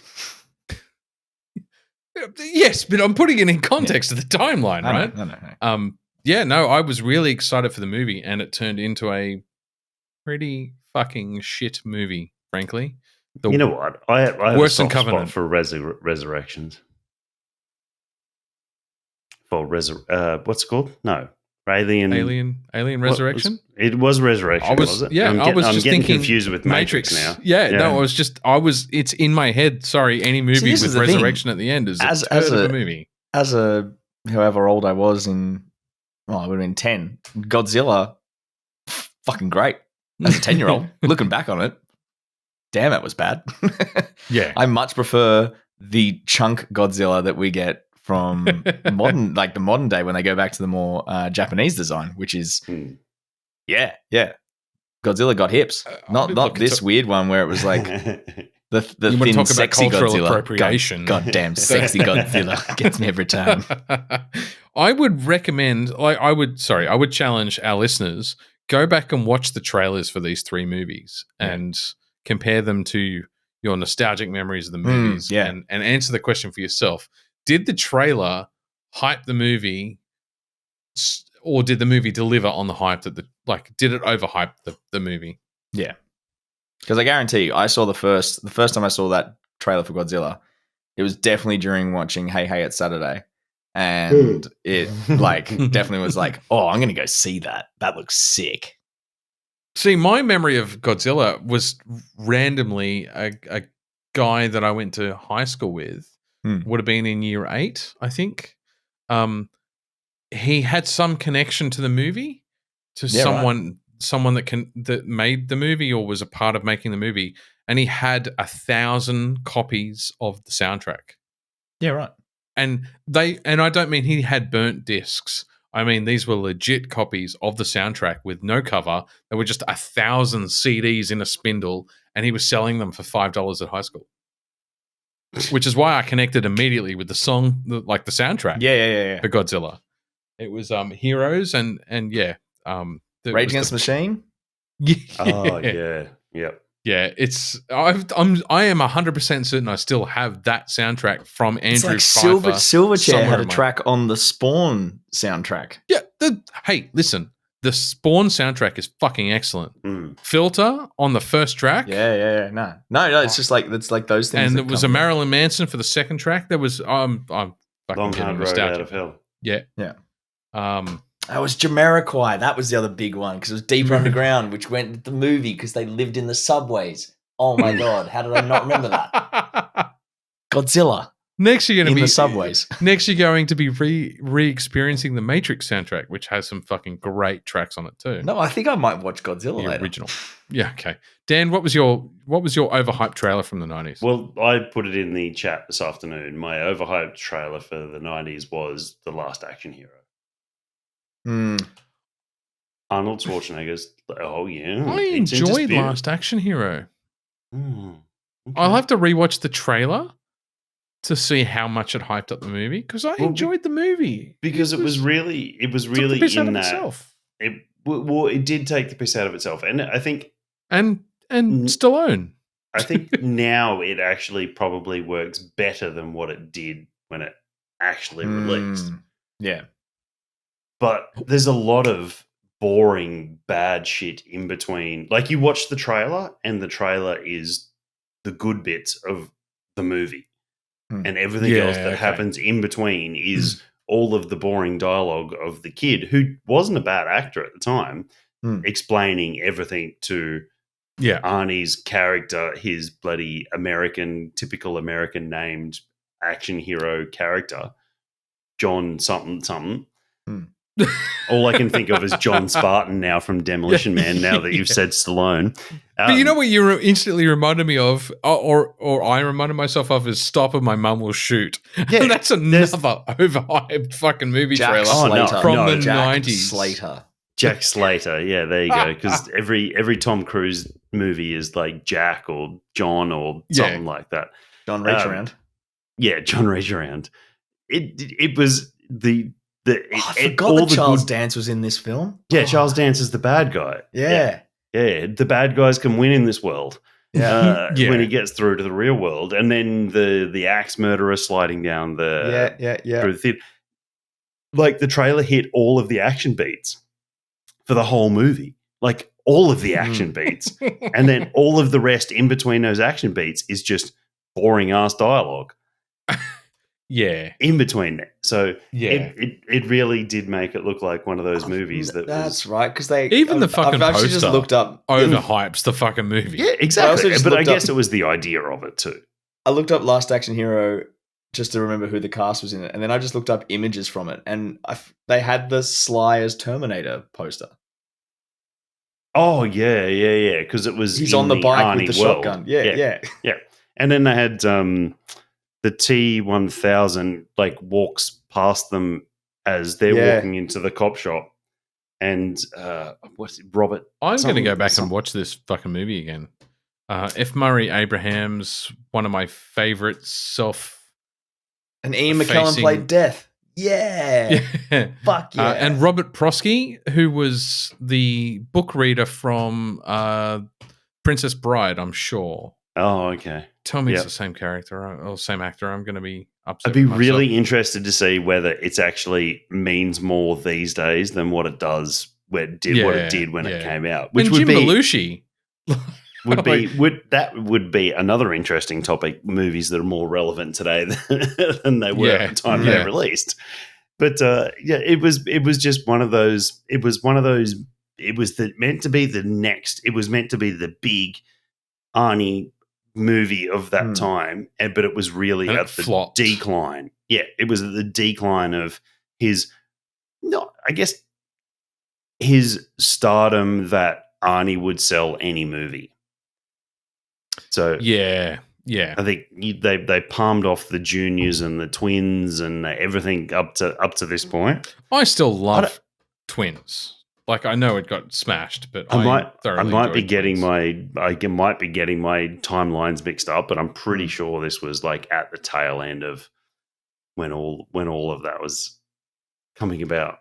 Well, it was 93. Oh, okay. So it might have been earlier than all of them. Yeah. Maybe that was the beginning of the end. It all went downhill after that. Yeah, it all went downhill after Last Action Hero. Then we get Junior, which is weirdly relevant today. Sorry, I was wrong about Robert Prosky. It was Peter Falk that played the grandfather that read the Princess Bride storybook. Well, Twins was 88. Oh, okay. Kindergarten Cop was 1990. Jingle All the Way was 96. I enjoyed. Remember, you're my number one customer. Yeah, I would say that Junior was 94, so it was the year afterwards. I would say Kindergarten Cop was the peak, and then it really trailed off for him after that. Oh, absolutely not. True Lies is one of the greatest films of all time. How dare you? How dare you, heathen? I will absolutely beat you. There's And always then a diamond the 11 in the rough. Terminators. I will There's a beat diamond you in the with a rough, Harrier jet. I will fire you into a building. Yeah, well, T2 was 92. Do it slower. Do it sexy. 92? 91. 91. Okay. Yeah. So, yeah. Total Recall 90. Yeah. So Total 90 Recall overhyped if you go back and watch the trailer of Total Recall, whilst the movie was great, the movie's great. Whilst the movie was great, the trailer hyped it even further. Oh, really? Okay. Yeah, go back and watch it. Interesting. I don't think we need to do Are You Winning, Son? Because we all played God of War Ragnarok. Oh, what did you guys have? Did you have a run-up film? Runner-up. Runner-up? Your worst your overhyped trailer? I did not. Dan did. Any of the Joel Schumacher Batman films? Yeah, okay. Let's be honest. I was thinking like Batman and Robin, was that in the 90s? Yeah. No, because anything with at the 97. time 97. Because at the age that I was 94. Was that 97? They were making movies that bad in 97. Yeah. Like 2 years later, we get The Matrix, and they made that trash in 97. Yeah. All I can say is at that age in my life, because I would have been 15, 16 in 97, 15 and 16 in 97, I think. Anything with Alicia Silverstone in it, I would have been. Yes. That was my sexual awakening. Yeah. Yep. Well, no, Tom started the path of sexual awakenings. I saw. Yeah, no, that was he coined that phrase on this podcast, motherfucker. I laid the first I am certain that he stone did. on the path to sexual awakenings. Correct. Way back when. Yeah. So Clueless, and then this. I will be honest, Pete. I will be honest. When you said you had your thing and you weren't going to tell us, I honestly, and I prepared a full counter argument in my head, but I fully expect you to say the Phantom Menace, and I was going to reach through this screen and slap you. It did enter my mind. I know it did. It really did. It did. Yeah, it really did. Yeah, no, just the sequence of Darth Maul jumping over Obi-Wan Kenobi, Qui-Gon. Qui-Gon, in exactly the same way that Anakin eventually jumps over Obi-Wan Kenobi. Oh my god, that's false. Jesus Christ, that is not how the movie goes. Obi-Wan is in the pit, jumps over Darth Maul and slices him in half. Not Darth Maul jumping over Obi-Wan, you dumb fuck. Fuck this. Hang on. It was Dan that said Qui-Gon that fucking... You said Darth Maul jumps. Darth Maul doesn't jump. He twirls. He twirls like the most graceful ballerina that you've ever seen. He doesn't. Does he not jump? Does he not attempt to jump over? Not in that scene, he doesn't. He does the sweet twirl. That twirl. You know exactly the twirl I'm talking about. It's the and he swings around and then he holds the staff out. I am hard thinking about it.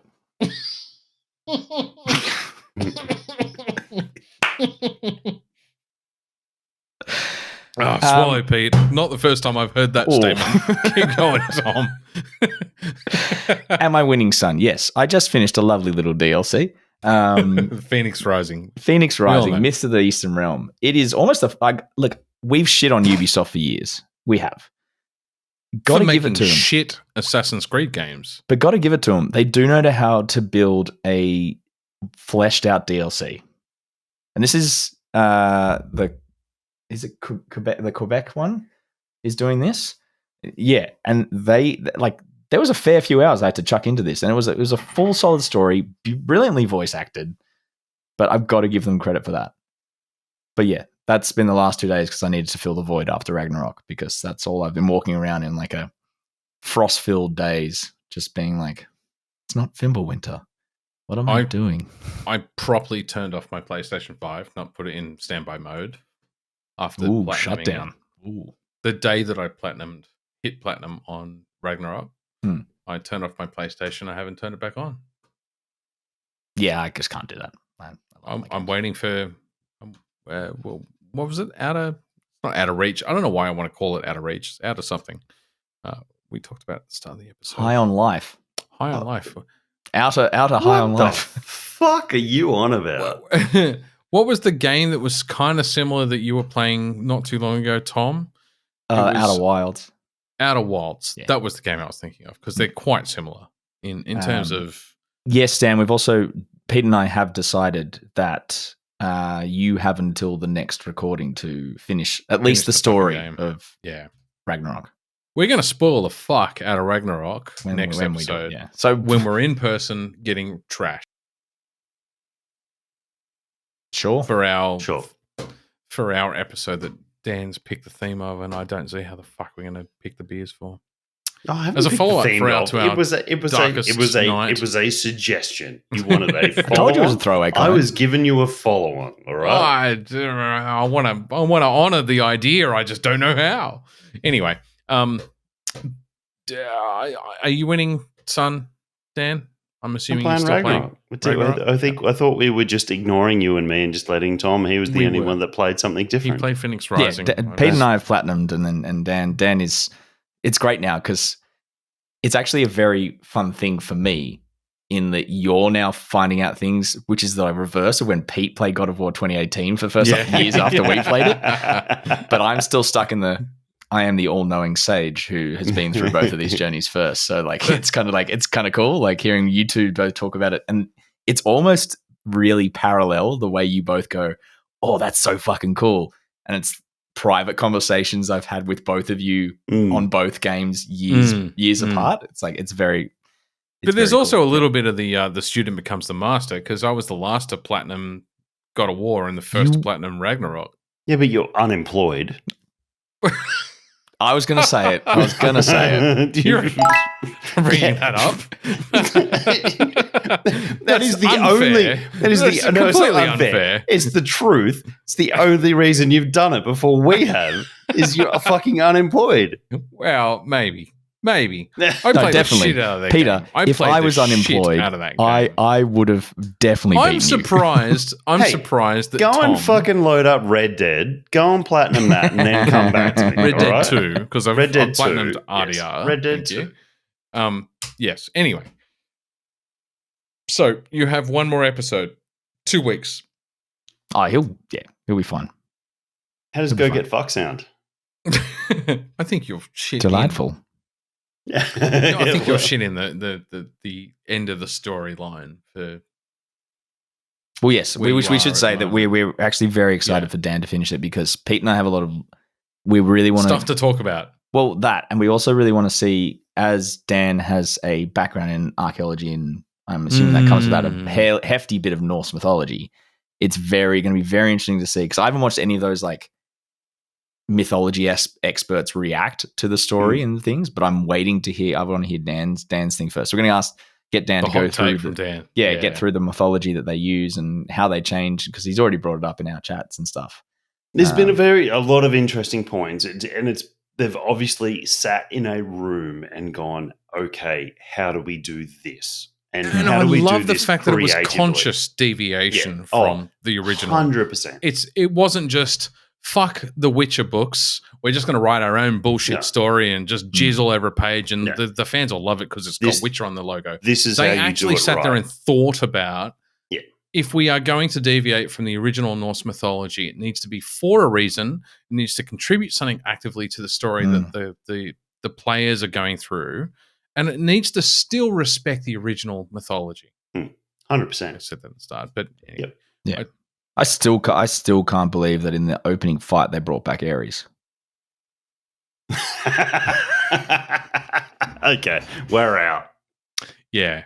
Also, I was just going to say... Also, Pete just literally shat a brick that I was about to say something. I was just like, where are you going with this? Also, last episode, you asked me, Dan, which weapon I preferred. Oh, and you still can't say, because I'm sure there's people at this point that don't know. So you need to stick to your last answer. And me and Tom now know the truth, but the others don't. And that's in that fight with Ares. You discover this. It's very interesting. Play the fucking game. It's brilliant. Thank you for listening. If you don't already, subscribe to the fucking podcast or the YouTube channel. One of the two. Both. And comment and give us shit for stuff we've fucked up and missed, and we'll call you out on that. And I'll fight you. Abuse you online. If we made you grin or laugh on a train and embarrass yourself on public transport, whether it could be a train, it could be a bus, that happens. We get stories about that. We'd love some live reactions. It'd really change up the algorithm of cow hoof videos. Yeah, leave us a 5-star review on what is it? Apple? Yeah, Apple Podcasts. We've still got like a 4.5 rating on Apple Podcasts. Let's be honest, that's a lot better than I thought. Well, we've only got 13 reviews. Full stop.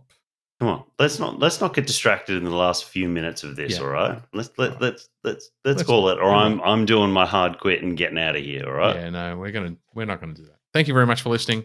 Have a great night. Goodbye.